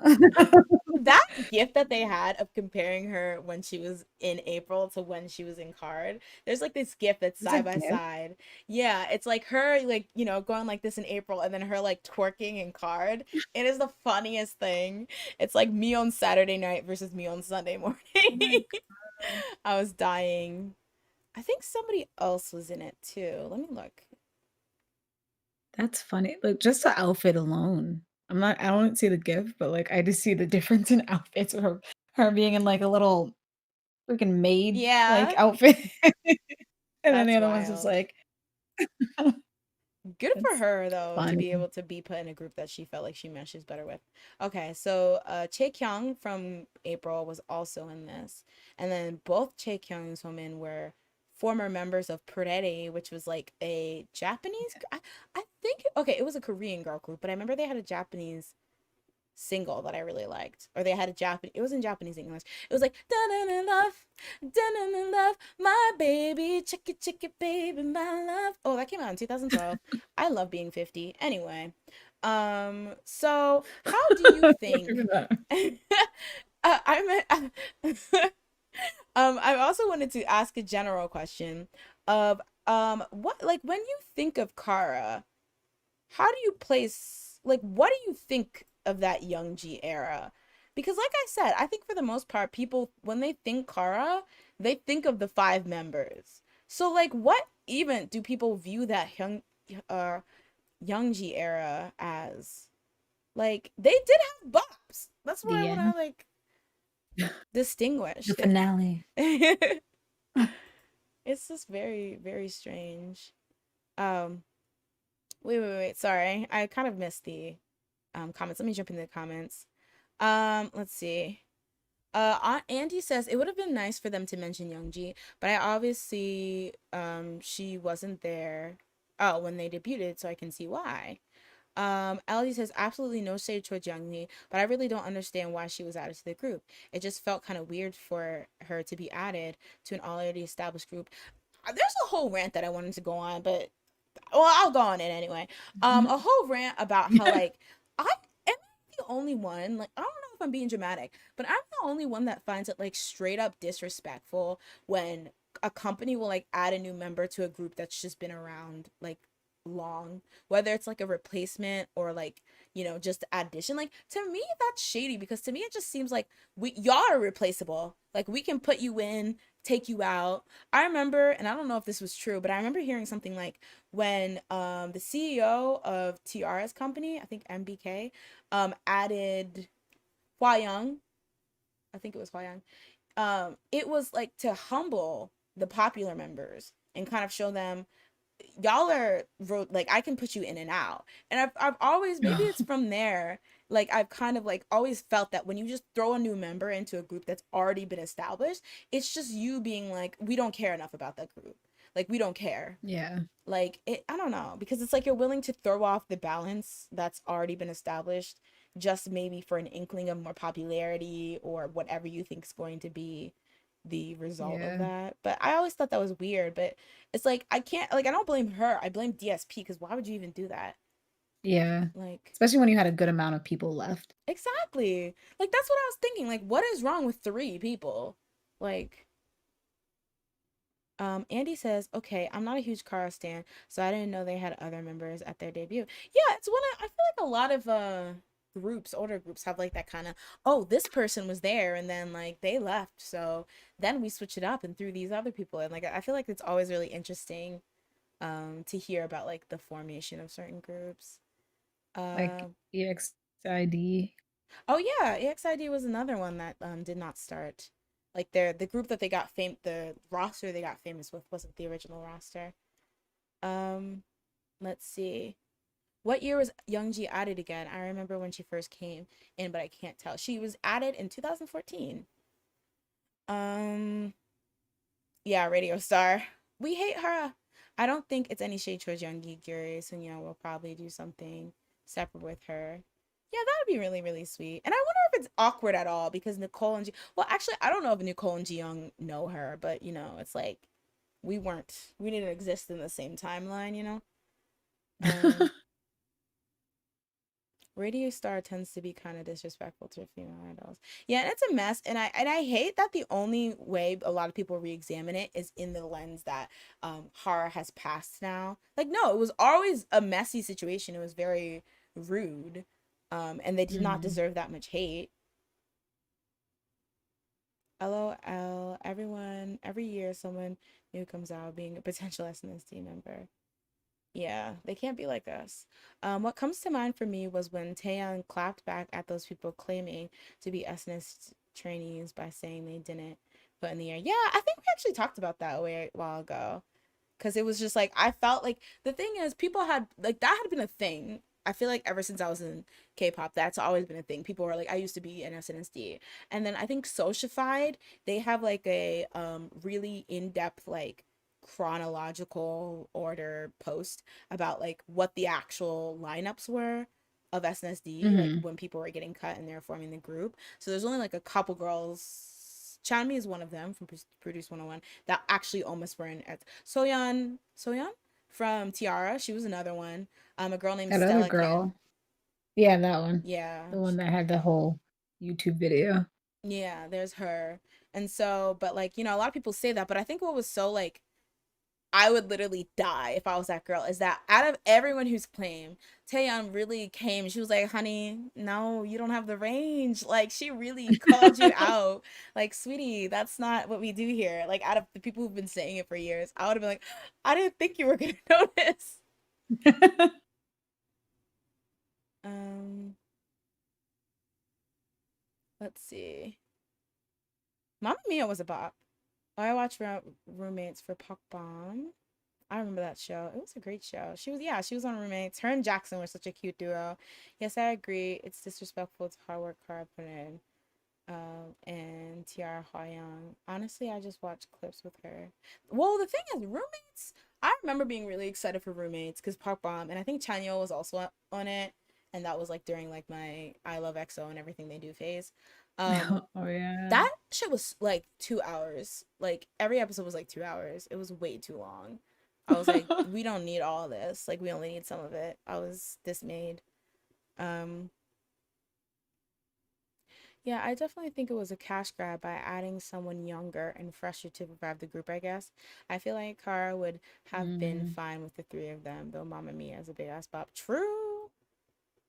Hey. I'm just surprised they didn't make another, I guess, because nobody really wanted her in the group, but maybe they were trying to be like, "Okay, let's put this girl in the group, and then when this Kara disbands, Mm-hmm. we'll make another group with her," or something like that. Oh, so try to get her a bit famous, have that rub off, and then, when the other girls eventually decided to leave, we'll have like this relevant girl that we can use as, well, that backfired. But yeah. Yeah, I don't think they were expecting people to hate the idea of adding someone. Yeah, but I feel like poor Mm. her, because like either way, it's just unfortunate. Do I have any other pictures I wanted to show? Because if not, I had a couple. Oh, okay. Let me just go through this slideshow like it's a freaking vacation, like my vacation pictures. That's the Order of Merit. Order of Merit, Cultural Merit Award that BTS got. This is for another story, so close your eyes. This is the comment that Gary left about just like say that Hara couldn't meet up because you can only have 4 people. This is another picture of the cake that Kara had for their 14th anniversary meetup. This is another picture they took. First of all, I really love those bangs on Nicole. I just want to, those are very stylish bangs. I wish my forehead wasn't big so I could rock those bangs. All right. Oh, okay. So these are for others. Oh, okay. And this is the actual award that BTS got. So yeah, I just wanted to kind of go over that. I was really interested as to what people thought and your opinion on like what you think of that era with Young G. and like how people view that. Because I also did not want to talk about, because maybe like there's Kara fans who are like, we stand Miss Youngji, shut your ass up. And I'm like, oh, okay, sorry. But I don't know. I always thought it was like a thing that like most people are like, yeah, that was like a thing, but like we see Kara as five. Um, Yeah. Youngji acts now. She was in another Oh Hey. Oh, that's good. Someone on Facebook could compare this to Wonder Girls getting together for Lim's wedding without Hannah. I mean, but like, well, that's a good. I mean, I would compare Hannah more to Sungyi, because Hannah trained with them, and then she was in Irony, which was their debut, and then she had actually filmed Tell Me, but then before Tell Me was actually released, she left the group, or she had to leave the group. So I would compare her more to Sungyi though. I don't know, because I think there's also a Mm. difference between, well, Wonder Girls are no, because Wonder Girls blew up with Tell Me. So I feel like there's a certain bond between members that were in a group when they were actually popular, no shade. And like when they were Yeah. building that popularity versus afterwards. I don't know. But also, does Halem even know Hannah? Like that's the awkward point. Like it's like you were in a group and you may be friends. I'm pretty sure Hannah's friends with some of the other members that she was active with. But it's like, why would I invite you to my wedding if I didn't know you just because you were in a group that I was in, but I wasn't even that group at the time of you? I don't know. So maybe it does Yeah. kind of go back to like maybe Nicole and Jiyoung don't even know who she's like, aren't familiar with her. 4 minute reunion, please. Didn't they kind of end on a bad note? Like an awkward note that like implied. I don't know. I remember something shady happening when 4 minute ended. Oh, really? Maybe I'm just being messy. Maybe it's I me mean, being possibly. Stop. messy. Oh, you're right. Wonder Girls did it successfully, but Hyuna was another league of their own. I think Hyuna is that's so dope though. Like you left literally like a top group and then literally just became like a legend on your own. That's crazy. Yeah. I think in the past, Hyuna says she isn't really close with the rest of the members anymore. Wait, what are we talking about? Essentially that. Now we're talking about Hyuna. We're basically talking about the fact that in the most recent, I mean, in a post that, oops, why do I have BTS up? Maybe that's why that's confusing. We were talking about, I should probably go backward. Oh, okay. This is the cast of the Kara project. You can see Youngji's up in the upper left. And then Somin, she's actually in the bottom right. And then where's the other member? I don't know the other member who, oh, no, I'm not quite sure what she looks like actually. Okay. That's for another story. That's another picture of Parade. Okay, there we go. We were talking about this post that Yuri made about Kara meeting up for their 14th anniversary and how people were very curious about the fact that Youngji was not in it, and they also didn't mention her. So, oh, thank you for the recap, Ali. Thank you for putting that in there. Aside from seeing us in play, I don't think 4 minute or Wonder Girls ever worked together. Neither Yubin and Lim know Hannah that well. See, that's like the thing. If it's Lim's wedding, I definitely think that she's not gonna invite her because they don't know each other. That's exactly Yeah. it. Like Lim hasn't interacted with Hannah. That's what I know. And it's not even in this case, it's just literally a reunion. But if it's like an event about me and it's supposed to be me having like an event where it's people I'm close with to share this wedding, I want to invite somebody that was in a group that I was in when I wasn't in it. Like, Mm. yes, the other Yeah. members unfollowed Hyuna on SNS after 4 minutes disbanded. Yeah, there was some drama there. And I don't think they've publicly talked about each other since. Oh, dang.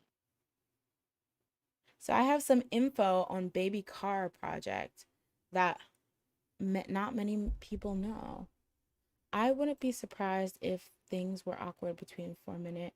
Yana stayed with Cube and Cube didn't support the other members, but then Cube did what they did to Hyuna. So yeah, it's awkward. I forget what it was. Was it just like one of those things where they just offered Hyuna an additional contract, but then they didn't extend that to the other members?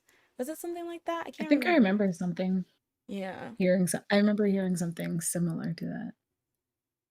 Yeah, because I think there was this debut that whether like Hyuna was a snake for like, not whatevering the other members, I guess lobbying for him. But then a lot of people were like, well, she's paid her dues, been in this group, never been disrespectful, always worked hard. If she just wants to pursue a solo career now and she sees no point in like being in a group anymore, that's her prerogative. Also, what if she did try and they're like, no. Anyway, so do you want to sign? And she was like, I guess. I mean, I tried. I mean, that's what they did. Who was it? Triple S 501. I think Hyunjun, I think. Essentially, he was like the Hyuna of that group. And so essentially what happened was that they were under DSP too. When DSP offered was like, okay, let's renew his contract. He was like, I'll only renew if my boys are coming with me. And so he was like, they're like, okay, fine, just sign this. And so what they did was trick him. And even though he signed thinking that everyone was gonna sign, they're like, psych, we don't want them hoes. What kind of movie? What kind of They're K-drama? like, yes, this is the document. Like they switch it. He like reads over one document, they switch it after. About Youngji not being involved in that picture, it could be because many fans don't see Youngji as a member, and many only know who Kara as OT5. Yeah, and I feel like that's kind of like the conclusion we're kind of coming to here. Like it's like most people know Kara as this Kara, OT5 Kara, and it makes sense because that's when they built the bulk of their success. That's who they were for Yeah. 7 years. Um, you know, it's unfortunate because that was also technically a big part of Youngji's life because that was her debut. Sorry if you heard my dog. Maybe just Joey wants to. Like, he scared the mess out of me. He wants to put on his 2 cents. He's like, like, not actually Youngji. She's my ride or die. Just imagine his 3-year-old butt like knows who these people are. Oh my gosh. Hold on. But yeah, I definitely agree. But that's what I thought. But also, I always have like this idea that like you remember a group a lot from the way it was when you're in K-pop. Like for example, I always find it funny where I'm very obsessed with the fact that J Park used to be 2PM because what they debuted when I was when I was first in K-pop, that's what they debuted, and I was a big fan during that era. And it's honestly a very short part of their whole entire story because I think they're still together, which would make them having been around for like what, like 12 years almost. I don't know. They debuted in 2008, 2 plus 11, 13 years almost. But that era, that 1 year era where they were with Jay Park was very important to me. So like for me, I see I see 2PM very much as with the J Park 2PM, even though that's insane because that was only 1 year. While other people who maybe found out about them later don't see them as that. So I was like, am I just being like am I just being like a second gen stan where I'm like, oh, what? People acknowledge that? But I think in general it seems like most people see, Kara as a OT5. Poor Youngji. Yeah. She didn't deserve this foolishness from DSP.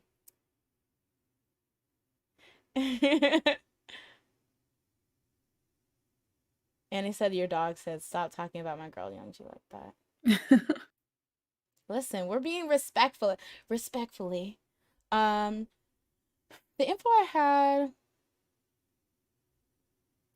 info on baby Kara is that one of the girls, Jin, unfortunately didn't debut with Kara, and unfortunately she was let go because of her age.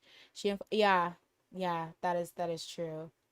She did. And I remember there was like I remember actually when I was researching it, that was one of the things that came up. That was one of the first things came up. But yeah, that was such a sad situation. Oh, Oh and my DSP gosh. didn't take any blame despite switching saying himself.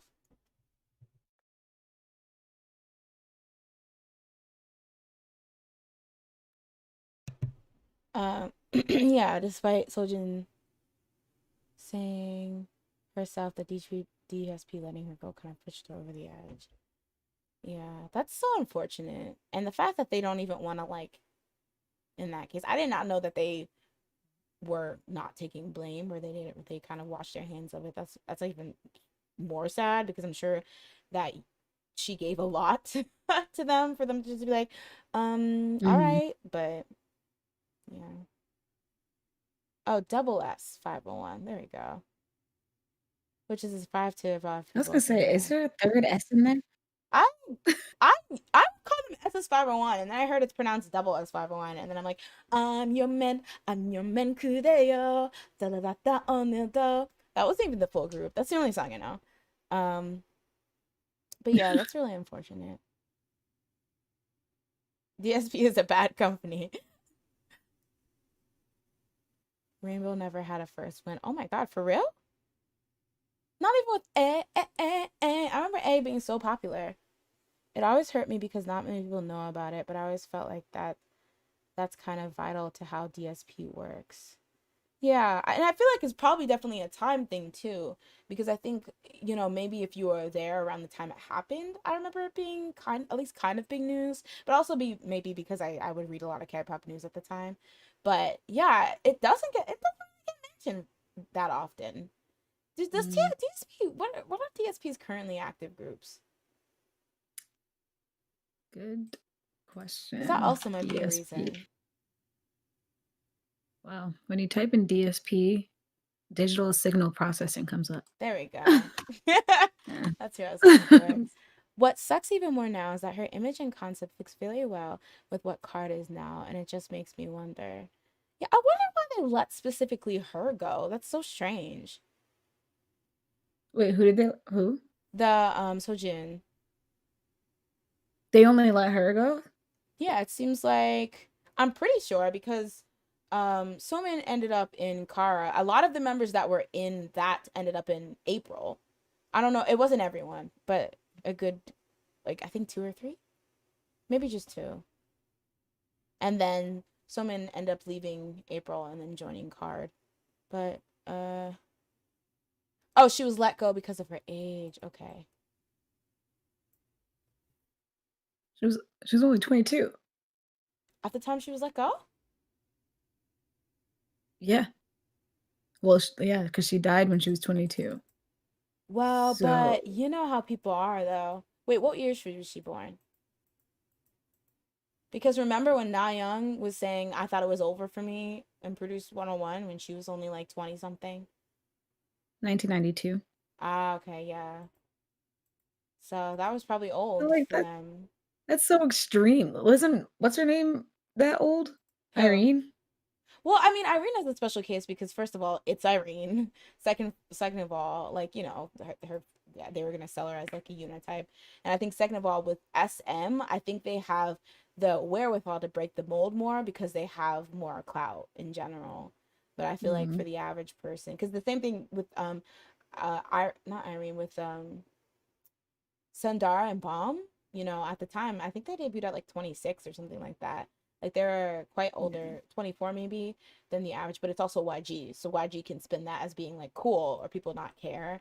I think with like maybe, although DSP had some clout at some time, I mean, they made Finkel and stuff. But yeah, it's sad to think because like that's so young, but then like in the idol world, it's probably so old, especially at the time before we had like a lot of idols Yeah. that were older and successful. So that's really sad. But yeah, I remember Na Young from Produce 101.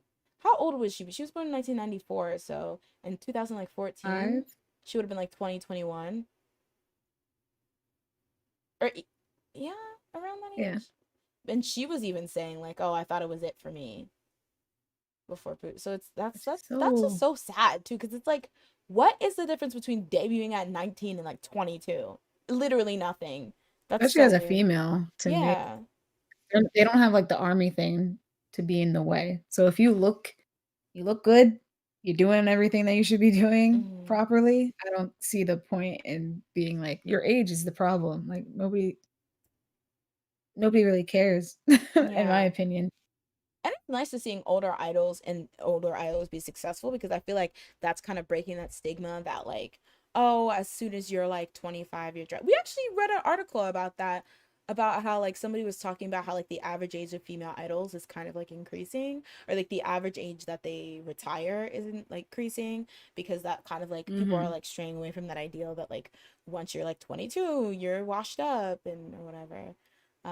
But that's good. Oh Yeah. wow, April and Card, duh, they're under DSP. Why did I forget that? Yeah, yeah. I was gonna say that, but I was like, wait, we already talked about this. And then you said it again, and I was like, oh, she knows. Yeah, but that's like sad. That makes me really sad. Mm. All right. So, yeah, I just wanted to give a general kind of overview of, that. So, we're gonna like skip this update on Chorong because I actually talked about it on Twitch now that I remember. Because I was like, Uh, why is this so familiar? But just an general update, if you guys knew, like the Chorong situation, she was being accused of school violence against a former friend and classmate. They had tried to handle it behind the scenes, I guess you would say. A Pink, the friend, and their company, but they couldn't really come to like I guess an agreement on like what happened. And the friend, according to their company, A Pink's or Chorong's company, Play M, the friend was just kind of like escalated to threats and like ruin her career and get her to retire. And so essentially where we left off last time we talked about it was the fact that they had a conversation where the friend who's being referred to as A or Kim had actually recorded her and claims that in that first call, Chorong had apologized for being violent against her, and but then all of a sudden she's like taking it back now. And so Kim has threatened to reveal the phone call to prove that Chorong did admit at first and now is switching her story. And so she ended up revealing it, but via like putting out the transcript. And so essentially from what I get from this conversation she's having with Chorong, essentially what they discuss is that like Kim was dating a boy that Chorong liked, and so she hit her. That was the consensus. Like she was mad and she was jealous. So that's what was kind of decided upon in the first transcript.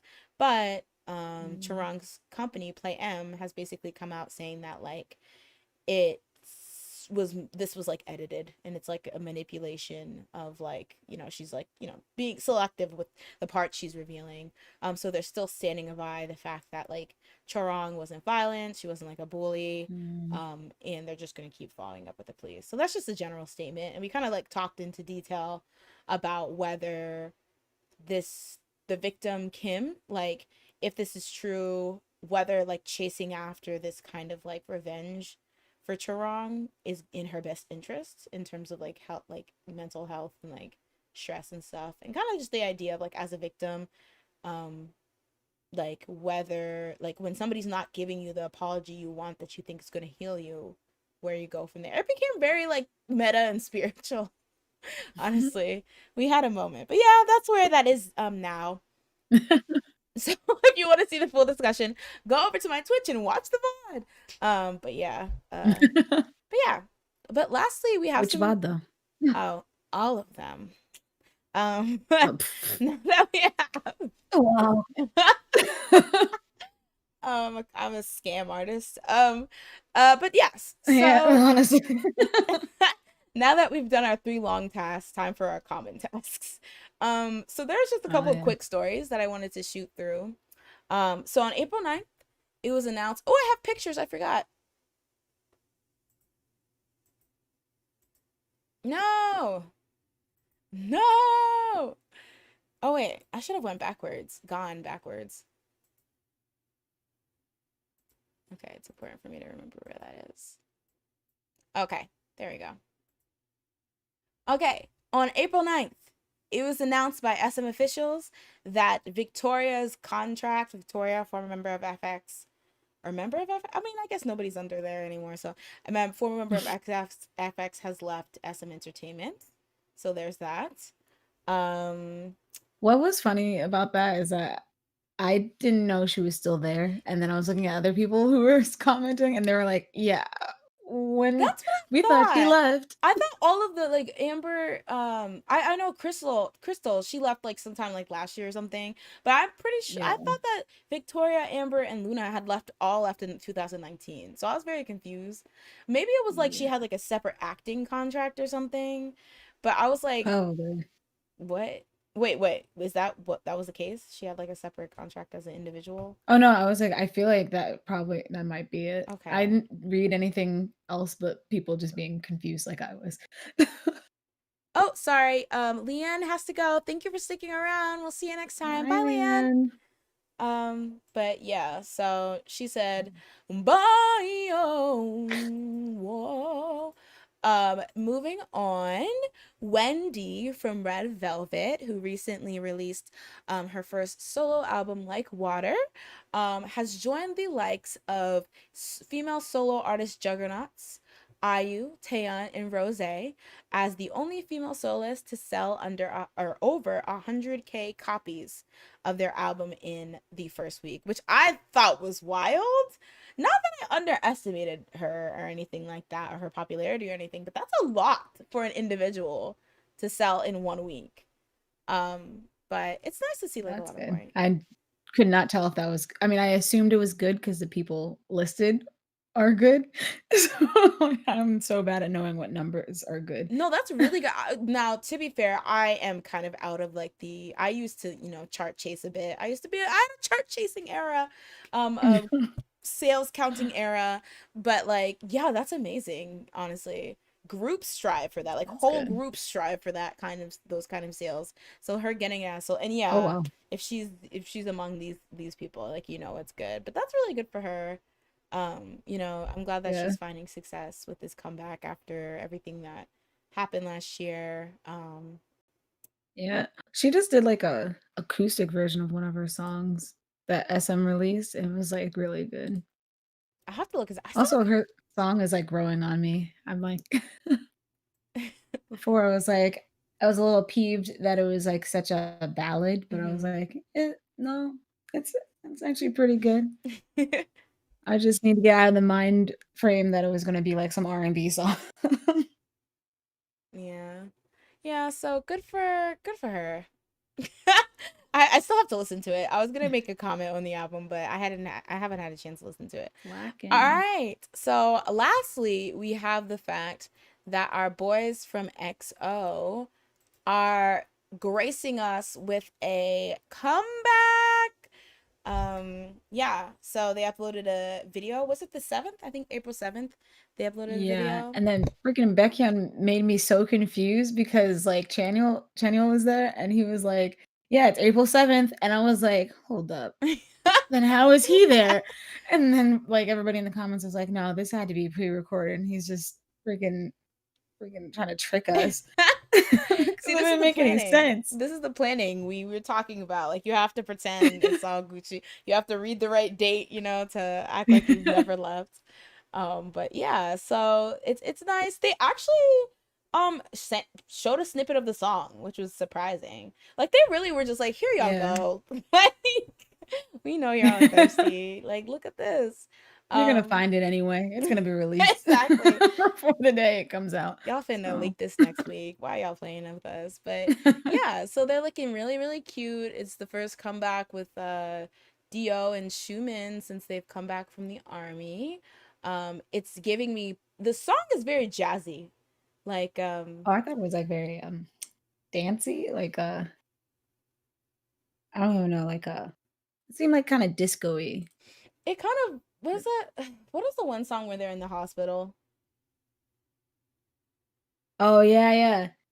The dun dun dun dun dun dun dun dun. Oh my gosh, why can't I remember what Me it's called? neither. I know the dance because 'cause they'd be doing this at the end. Oh yeah, that one. Um, Yeah. Love what no. the Sungun dun dun only one, Oh, only right? one, yeah. Lucky one, Oh, Lucky Like yeah, lucky that's what one. it kind of reminded me of. But then they're dressed like they're about to film the sequel to Power, so I'm kind of confused. Um, But that's why I was like, it kind of gives me more of a disco because this is just like the dun dun dun dun dun dun dun dun dun. I don't know, it just makes me think like mm. I don't know. No, I could see that. I could definitely see that. Yeah, so they're looking really cute. I'm excited. Did they say at all, like, because I wasn't really reading the subtitles, did they say at all when this is coming out? My man. I don't know. I was like half reading the subtitles, but I don't think they actually set a date. I think they're just like look out for it or something, and that was it. Yeah, I'm not sure either. Do Also, what's his name? Kai's hair. No. Oh yeah, I I was was gonna like, say. "Sir, you didn't get the memo that you're supposed to have dark hair right now because everyone else has dark hair. Who dyed your like, who bleached your hair so bad that He it's chose orange it. right now?" He was like, I would like to stand out, so get the bleach, get the manic panic. Oh, All right. But yeah, I'm God. excited. I hope it's gonna be like a summer song. I'm ready for. I already said when Brave Girls started taking off, I was like, this needs to be summer of all the old groups, like the older groups. Like they all Mm. need to make resurgence. I need to feel like it's 2015 again. Like that's the vibe I'm on. All right. We need some nostalgia like that. I'm sorry to all the new groups that debuted after like 2017. Sit down. No, just kidding. But like I'm ready for that. A Be second humble. gen resurgence, third gen resurgence, early third gen resurgence. I'm ready for it. Yeah, I'm that'll be excited. fun. They look cute too. Dio was slouching a bit, but what can I do? Oh my gosh. He's always slouching a bit though. And then he was just doing it so like casually. He was like, "Yeah." And he was like, "Let me dance a little bit. Oh, he's I'll so give you a little adorable. taste." Oh, so yeah, you noted that it was before Chanyeol's departure. And so yeah, so due to the fact that Chanyeol and Baekhyun are gonna be in military or gonna enlist in the military, only 4 members would be promoting Yeah, it? because there's only 6 of them. Yeah. I thought I saw 7. Am I not seeing well? Wait, did I'm somebody pretty say? sure it's 6 of them. Don't scare me like that. I'm sorry. Ali just said 2NE1 is coming back. I saw that Dara, I think said, or no, Palm said they filmed something. Stop. Wait. What is it? Mercury is in Gatorade. Listen, I can feel it. I can feel it. But I heard about that. That would be crazy if all of my faves came back. Oh, Okay. wait. It is 6. Oh my god. Not Yeah. this quartet. They're about to be Blackpink. Somebody was like, "I don't think they're gonna, promote it." But I was like, "I hope so," because like, it's been 2 years basically since I saw Schumann and Dio, like, actually do something. That's I, true. like, want them to go at least on a show or something. Like, Yeah. I maybe, like, just Knowing Brothers, just something. Oh, that would be great. Yeah, I don't know. Yeah. Realistic. It's sad. It's sad standing old groups because it's just like not as a like obviously like it's like it's strange situation because the members are going in and out. But it's like I feel like it's just not a priority anymore. Like to just have like Yeah. one of like those traditional comebacks in a promotional cycle. Cherish what you have while you Yeah. have it, children. What is this? Cherish the moment, live for today. This is from what's it called? Cheer Girls. Wait, If is that from anyone the had third the one? the second album. Oh. It's not even I don't even think they sing it in in the movie. It's like one of the songs on their soundtrack. Yeah. Oh, I was a okay. Cheetah Girl stan until the third movie. I don't know any of those songs. I was gonna say But I you. know all the Christmas songs. They had a Christmas I album. had that. Oh my gosh, Without Raven, it was great. What? I mean, not that Raven would have made it bad. It was just a great album. Like, me and my sister would listen to it all the time. It was such a good album. It was so No. cute.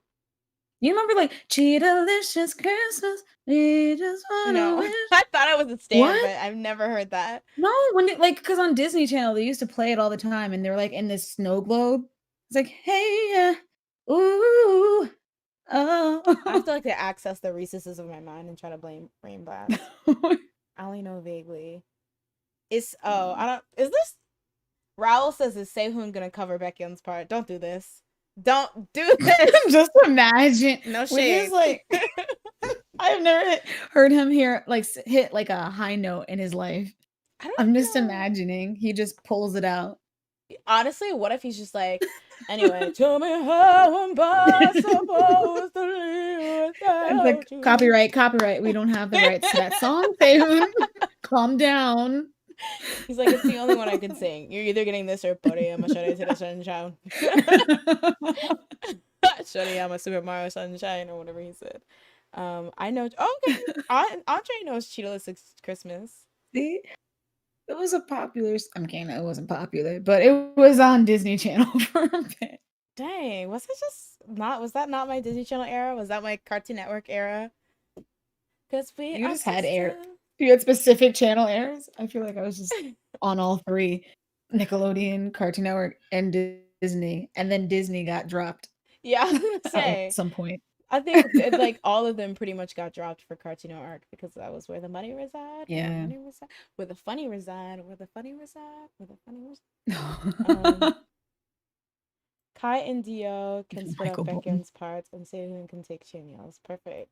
Listen. Oh wait, that might work because Kai can like sing. I don't think Kai would. I think it would be Dio and Schumann, and then Kai would get some of them. Oh, okay, that would make sense. Dang, that's crazy. And then no word from Lay, I guess. Lay will just show up in the music video for like 2 seconds. He'll be like, all right, bye. Like, I did not leave China for this. It's gonna be that obvious. Oh gosh. I love Lay though, even though he doesn't come back. He hates us. He hates all the fans. I'm getting sick and tired of your broken promise with promises. Looking at your pictures, seeing different numbers. Delicious Christmas. Okay. Just wanna wish. All right. This is for. Well, I guess this is this the. Dun, dun, dun, dun, dun. Reporting live, we have Schumann correspondent Jas. We talked about my shoe minute. Honestly, it was the EXO comeback. That is it. How does that work when there's multiple members? It's a 50-50. Do people still think Lay's in the group? Like, really? Listen.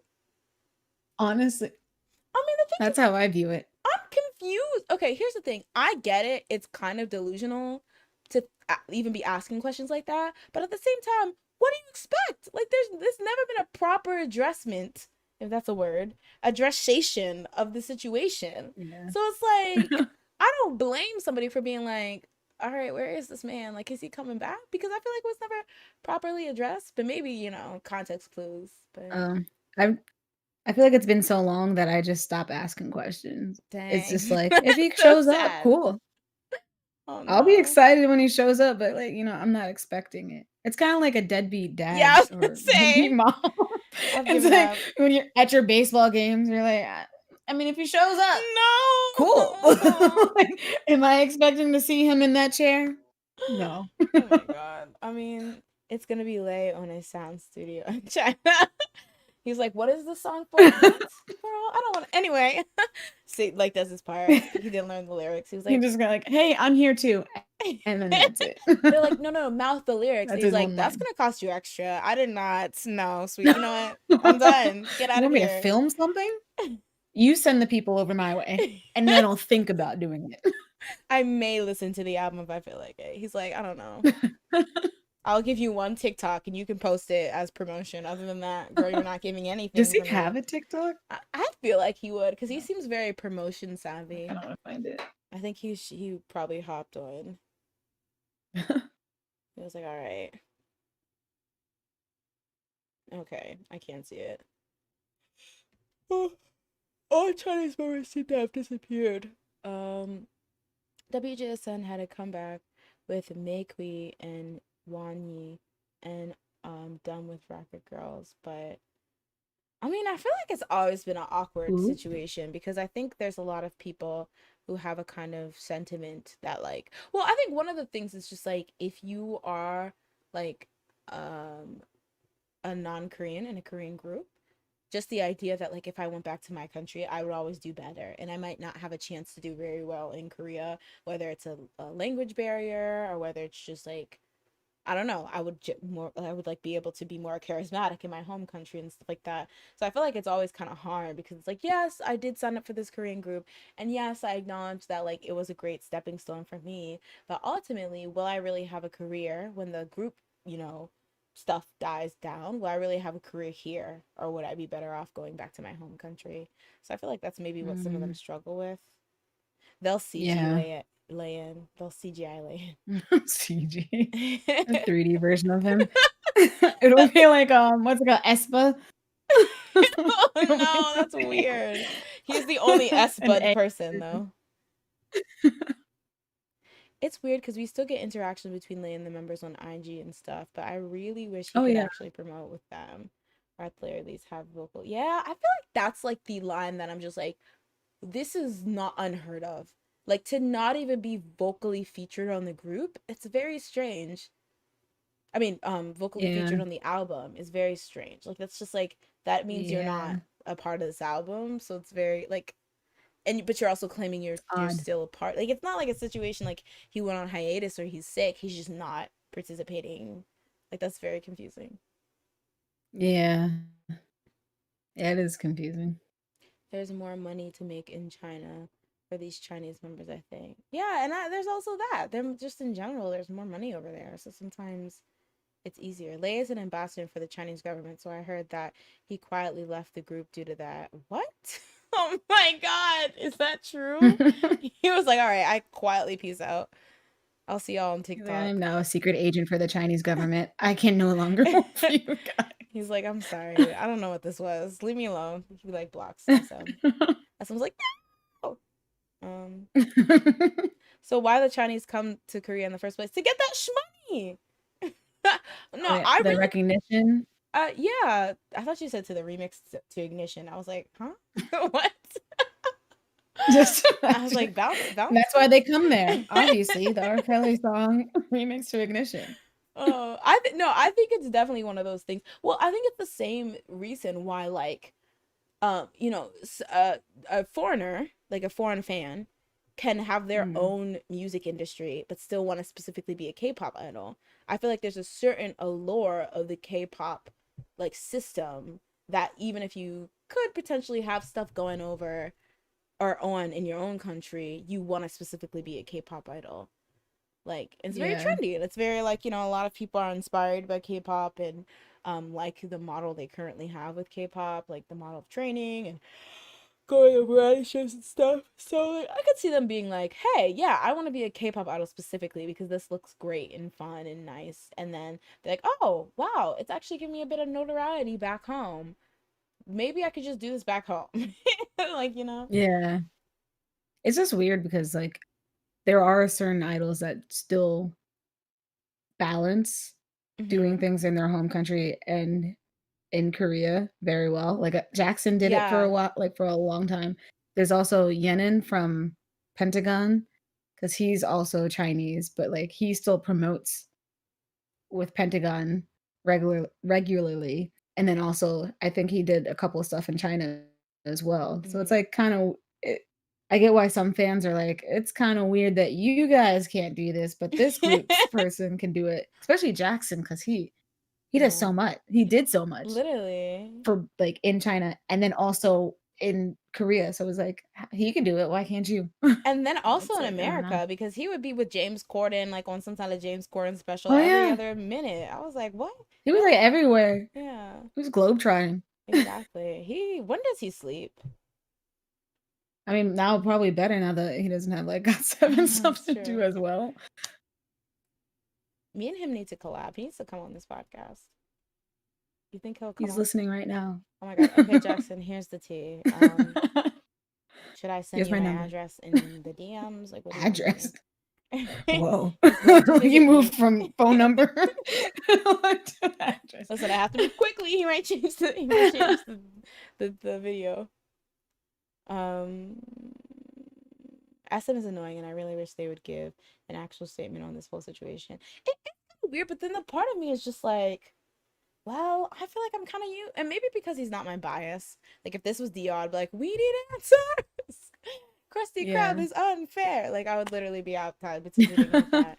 But at the same time, I think I'm so used to it now that it's just like, but I think it's just weird. Like it's just such a weird situation. Like it's like, why is this like this?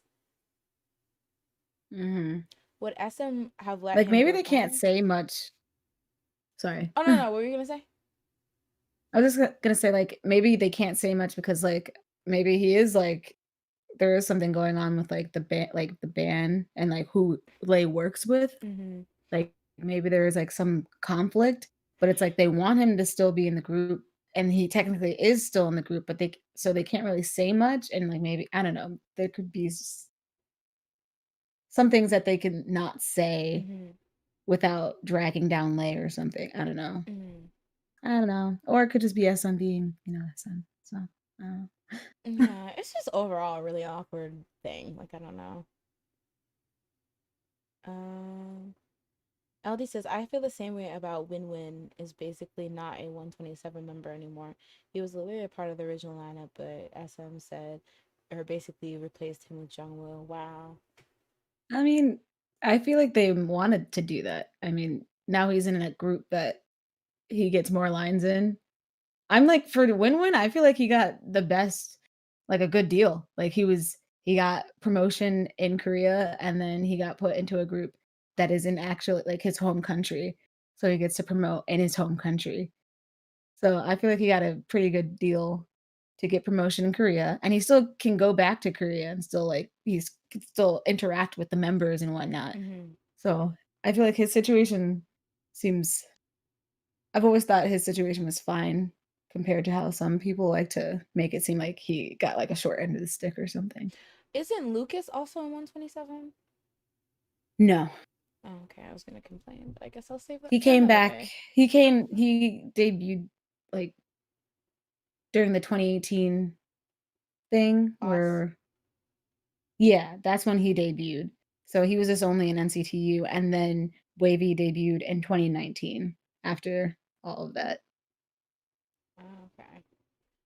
Well, as a win-win supremacist, I will, take this into consideration when I file my complaint to SM Entertainment. Women's probably like, "Dude, I am fine." I'm still filing my complaint. He does have a lot of lines, though. I mean, he doesn't have a lot of lines, but I feel like he still has way more than what he used to have when he was in 127. Like, in 127, I don't think he would open his mouth sometimes. Like, I don't know. He would just do a cartwheel We lost. into the place, and then it would be like, "All right, that was woman's part. Get him off the stage." Shake my head. They don't know talent. I'm awaiting your solo win-win because I know you're also watching this. Doesn't Yeah. SM want to finally implement the graduate system with NCT? Didn't they try to do that with Dream and they're like, Dream fans were like, what are They you need doing? That's my complaint. I don't like that. Just let them graduate. I don't get what they're doing with that. Like, Mark needs to go. Like, let him go. Like, I just don't get it. Mark is Like, he is 35. literally 30. Yeah, I know. Like, what is he doing? Why is he there? Get this old man out of Not here. an old man. Hatran's getting old too. Like, we need to get these people out. I'm Like, not saying. make it a graduation system like they were supposed to. You said Like, I Grim don't get Reaper, it. we're ready. Like, what? Like, get the other trainees Oh, into there. yeah. Like, Well, what is happening? that's so funny because I remember the whole thing of not SM, NCT was like they're this very rotational, like fluid group where it's like moving around members and moving in and out. And it was this idea that it was kind of like, oh, we have these problems with like when a member leaves a group or whatever, it's bad. But it's like we're already saying that this is how the group's gonna be. So keep that in mind. And then when that actually happened, people were still mad. Like it's just like it just that I guess that like formula will never work with a K-pop group like this because people are going to grow attached and they're not going to like when somebody Okay. gets removed from the lineup or it changes too But much. they're gonna go to another group. It's technically all still NCT. That's what I don't get. Yeah, To but me, I don't know. I guess it's just easy for me to just like look at them and just be like, okay, so that's your system. I get it. You told me it when I walked in. I get it now. I accept it. but it's just funny because it's like, oh, we're having this cool group where the concept is like graduating and being able to do whatever you want, and then the people are like, okay, and they're like, Marcus graduating Dream, NCT Dream, no, like, Rioting. It's like that meme. like it's that meme with Patrick and what is it, Ultraman or whatever, Yeah. yeah, in the cave. Yeah. Ali said, "LOL, let Mark go." Like, it's so annoying. I'm sorry, I just don't get it. It just doesn't make any sense, and especially because like, now Dream is just turning into NCT 127, so it's just like they're the same music now. Like, at least before, it was like Dream was, like, this cutesy music where it's Mhm. like, "Alright, they're teens, doing cute music," and now they're just doing music that 127 would probably do. So it's kinda just like, "Alright, you're losing your, like, flavor," in my opinion, Mm, a bit. I can see I feel like that. they're trying to go back to sounding more dreamy, but, like, it's just it's too late. You've already made your mistakes. You already made your bed, now lay in it. Yes. And he said, "Nah, Mark's still got to debut in aespa." Imagine they're getting his little icon together now. The computer graphics designers are like, "Okay, let's get this ready for their next comeback." Yeah. Oh, okay. Eldest says, "Yeah, I enjoy him and Wavy more, but I think it's just weird as hell for a company to not say anything about a member essentially leading a group. I guess they won't say anything since he's a Wavy." Yeah. I mean, I guess like isn't that like kind of the model of, I mean, I don't know, so you guys will can correct me. The model, it's like you don't necessarily have to be like, okay, this person's not in this anymore or whatever. Well, I guess no, they made a Did big they deal not about, ever say that? huh? They never said he was not gonna be in that? I guess not. Hmm. But I guess but when Mark graduated, they were pretty much like he is graduating. And that's why Yeah. everyone was like, "No." And someone was like, "Okay, I'm sorry." Yes, It's like, honey. "No, no," I feel like they were like, "No, he is graduating," and then they let him graduate, and they're like, "But he can be in one more comeback." And then they just kept him going. They were like, "Alright, so he's gone, but, like, also he's gonna be in this comeback again." What? I'm sorry, SM, have a because I spine. think they did a comeback without him. I feel like We Go Up no, was it We Go Up? No, there was another one. They did a song without him, And people are or a like, song or 2. And then they're just like, "Alright, so I guess our sales are going down because Mark is not in the group, so we have to put Mark back in." They were right, there is no way we can get rid of him. wasn't Suju was supposed to be rotational? Yes, they were.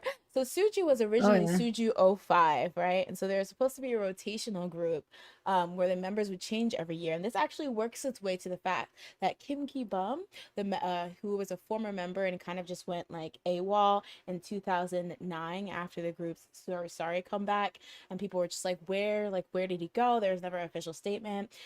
We actually did a video, or we kind of talked about the fact that why he kind of left abruptly and what he did after that, based on an interview, or like not an interview, but a video he did with member Hicho, but that's beside the point. Yes, but they were supposed to be rotational. It was supposed to be Super Junior 05, but they were so popular that when, fans essentially wouldn't let it happen. So they dropped the 05 and they just became Super Junior.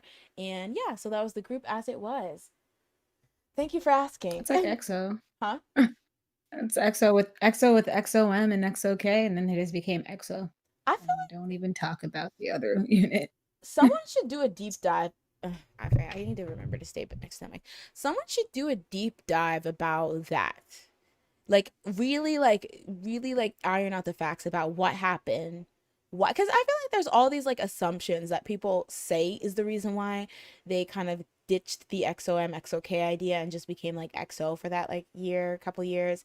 And a lot of people always say it was because Super Junior K was flopping, and so they brought the Is other. that what people say? I've read that on so many forums that like K wasn't doing good, so they brought in the other members to try to like boost their appeal. Because a lot of people like Schumann, but he was always in China. Well, not always, but he was in China. You're like, I like the way this sounds. Continue, I know. praising him. I was like, "I remember that time." He was he was trending as the guy with the baseball cap because of Growl. I remember it, you know. It was a sunny day. But yeah, I remember that I mean, I don't know how true this is. So never listen to me. Always close your ears when I'm about to speak. Just mute your volume when I'm about to speak. But yeah, I remember reading that a lot, that the narrative was Super Junior K. No. EXO K was not really doing as well as a perspective. So they're like, okay, maybe if we bring them all together, which they did in Growl, and make them the super group, it will be more appealing. or something. I don't know what the Mm. rationale is. And then so they did that, and then they kind of hit big with Growl, which, or no, they did that before Growl. Wolf, right? They came together in Well, Wolf. I can't. yeah. Yeah. So, Yeah. so I think Because Growl's a repack. yeah. So, but they came together for that album and the repack, and then they like, although Wolf, a lot of people don't know, but Wolf was actually their first music show win. I mean, Growl was definitely a way better hit, and Oh Wolf yeah. Wolf sounds like they put some marbles in a trash As it can should be. and then shook it around. But yeah. Oof. 사랑해요. Like, who put I that was just together? dancing to it the other day. I was like, I remember trying to learn the dance You when they stan. were just like doing this weird thing with their shirt. Oh, You're such a I was like, this is stan. tragic. This is terrible. 사랑해요. Ugh, Uh, such a bad song. I think the closest a group ever came to doing that successfully was After School. I would say it was decent, like in the beginning, I think, but then it just kind of became, because I think what's wrong with or what's hard about the graduation system is that I feel like everyone's always going to assume that when a member leaves, it's a negative or bad thing, and it's going to be awkward. I think Mm, it's always going to seem like some type of like, oh, hidden secret, or something went wrong, or there's some like drama behind it or something. Like somebody can't just leave, like, I think he just graduated. yeah, I feel like everyone's, and sometimes there is dramas, like there is drama behind Yeah, like the leave. So it's just like nobody will ever see it as just like a neutral thing that somebody just left. Like they're like, think about it. Like, who was it? There was somebody, didn't somebody leave Stray Kids and there was no drama behind it, but people are like trying to find the drama behind it. I thought there was drama. I thought he was. Wait, maybe I there don't was. know. Hold on. Let me look. I just I be don't saying really things, know. y'all. I'll just be saying and talking. It might not be, and maybe it is the people just trying to find drama, and that's what I was hearing.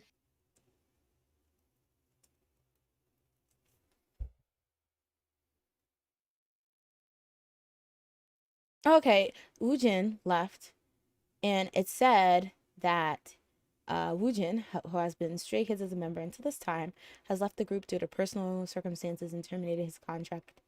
We apologize for any inconvenience. Yeah, and there's so many why did Woojin leave Stray Kids? Even I remember when Tommy left JYP, they had initially said, "Hey, Somi's leaving JYP. We left on mutual like terms. Like nobody got kicked out, blah blah." And then like people just could not handle that, and they're like, "Was it because she was drinking? Was it because she didn't fit JYP's standards? Was it because she's a brat? Was it because blah blah?"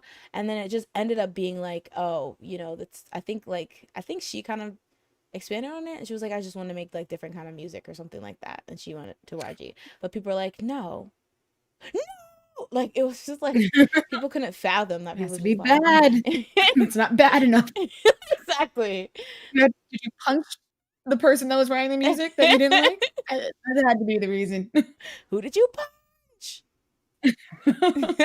I know there was a rumor that her dad was like a stage dad, and he was like being a diva and asking for all these things, and that was the issue. Like there was so Mm, much like drama that people wanted to be there. Um yeah. Chris, my first EXO bias. I will go down in flames. Not really. I will go down with the idea that he was the finest in the Growl music video. Like he looked the best, and he looked the best he ever looked. He looked so Oh, fine. wow. Oh, the I don't memories. remember what he looks like, to be He honest. had like the light. You don't remember what he looks like in general, Yep. or in that I music don't video? know. Who I know is what that? Chris looks like. Right? It was. Who is Chris? Oh wait, I can leave He had this. blonde hair. No, wait. Yeah, he had like this light, kind of dusty blonde hair.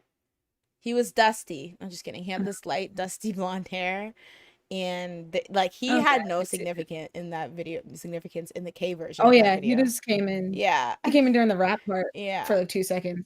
And I was like, wow, I can't believe my world got changed like this.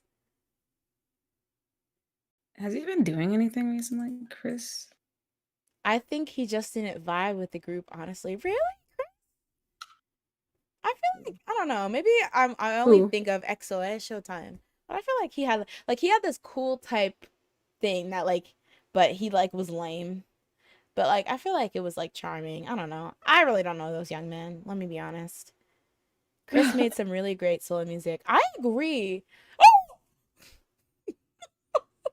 What? Don't scare me like that with these pictures. That picture's scary. Oh. I wasn't sure if you could see it automatically. Oh my god. Wait. Because whoever took this picture of him did him dirty. Let me show y'all what Jasmine just done scared me with. I'm shaking in my boots. What is going on? Oh my god. I'm worried for my my safety. I'm worried for my safety after seeing this picture. Okay, but Chris has a song called December Rain. It goes, no, November Rain. It's like, November Rain used to be my shorty, or something. What? I forgot how it went, I'll be honest. What does that even mean? The rain used to be his girlfriend? Sounds magical. Yeah, he's quite the lyricist. I think y'all know what I'm talking about. November rain used to be my shawty, Range Rover and the something. I don't know. He also had this other one that's like, you know this ain't rocket science, so you get what you getting, baby. I know what you got and that's a minute. He has bops. I think that's the one I remember. Something about the Moet make me kind of move. Easy, you don't have to call and work, girl. I'ma make you put in work, girl.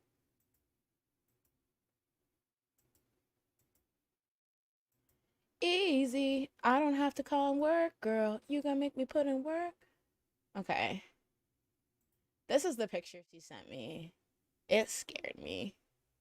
Because why does he look like that? It looks like he's he just woke up from bed. But it's not that the pictures scare me. It's just that like, I have Discord open and it just popped up on the Discord thing. And I was like, who's that? Like, yeah, it just kind of popped up in the Discord chat. So I got worried. I got worried for my safety. He looks so tired. Yeah. Who did him? Let me get him some concealer. He looks like he's still in his pajamas too. That's yeah. Like his silk pajamas. Like, is this an event? I don't know. Is this event in his bedroom at 12 a.m.? His fashion show in front of his mirror. And he's like, who is that?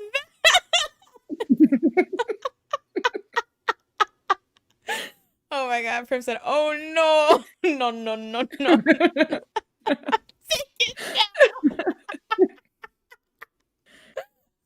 Not like this is a federal offense.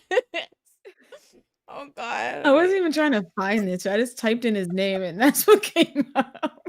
Oh god, that is definitely not the November Rain. Music, you don't have to call and work, girl. Wonderful work. That's about, I think it's called July. He made that song for Fast and Furious. Yes, I think it's called Juice. Did it have Vin Diesel in it? Yeah. Was it Fast and Furious? In the video?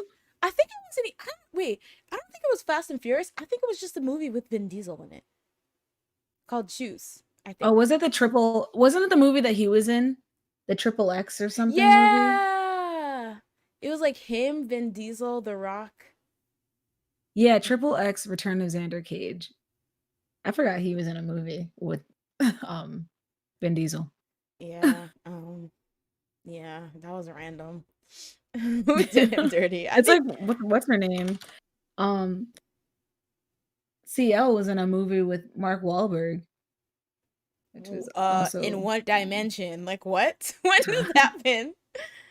And what timeline was this? He actually looks crusty in that picture. Oh no. Okay. Mile 22 in 2018. She was in a movie.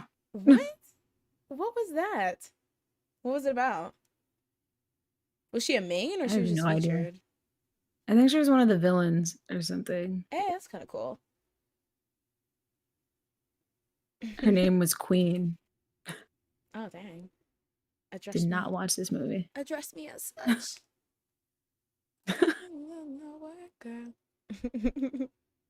Yeah, I was going to say, I did not know that CL acted like that. Acted. Yeah. This picture of Chris is scaring me. Like who? See, this is why I could never be famous. Somebody taking a picture of me and I'm not gonna see how it looks until they publish it on Getty Images. No, thank you. What I like is that they use this for that issue with when he was topping the US iTunes chart. Wow. Scooter Brown works. The devil works hard, but Scooter Brown works harder.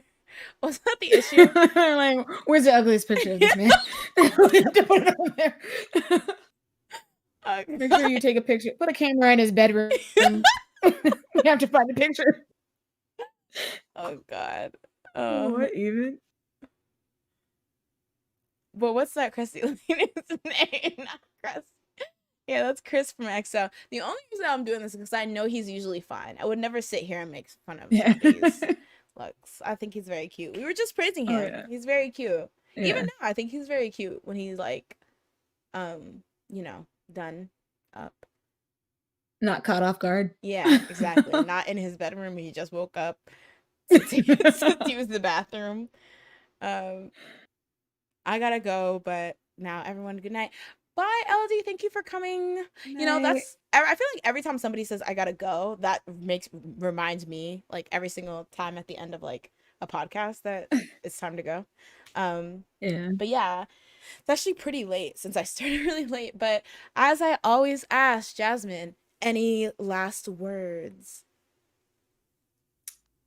Stream Wendy. Stream her. That's it. Just her.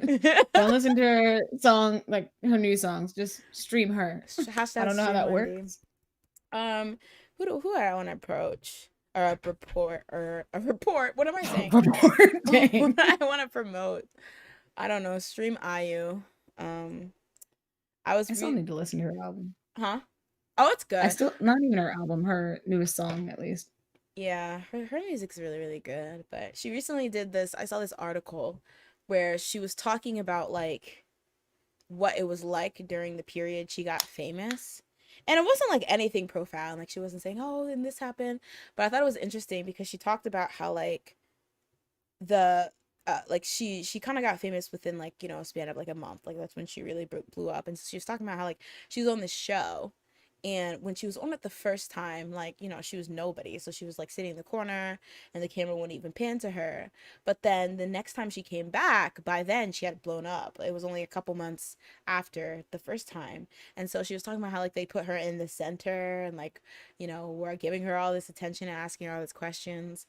And just kind of how she was like, it was interesting because she talked about how she was just like, oh, wow, this could all go away, like. Because I guess maybe because it like came so quickly, but I don't know. It's just an interesting read. But I always thought her rise to fame was very, very interesting, because she said something like I don't even know, or like ever I don't even think I ever wanted to be this famous or whatever. So that was really, really interesting. But yeah, Stan IU, Stan Chris. Oh, chicken's not my style. Oh my gosh. Throwback. Chicken style. He said things. He would just say things and do things just for no reason. Like he thought he was so cool when he was saying it. Exactly. Like, chicken style. It's like, who said that? Like, why? I wonder if he was like all told. Within that same. Oh no, I was just gonna say, I wonder if he was told to like try to be too cool for school, like act that way. Because he missed the mark, sweetie. I hope so.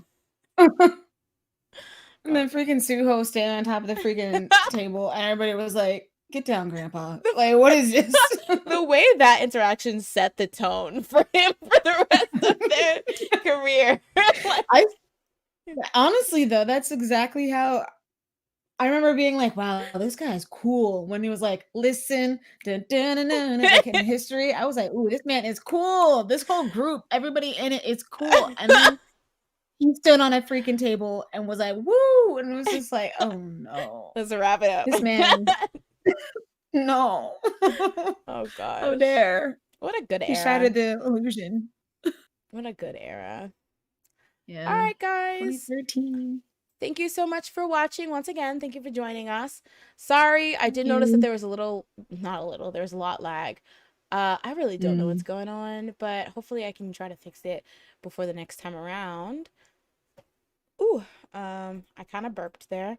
But yeah, so I'm a burpy girl. But yeah. So thank you guys so much for watching, and I hope you have a good rest of the night. Bye. Bye guys. Bye.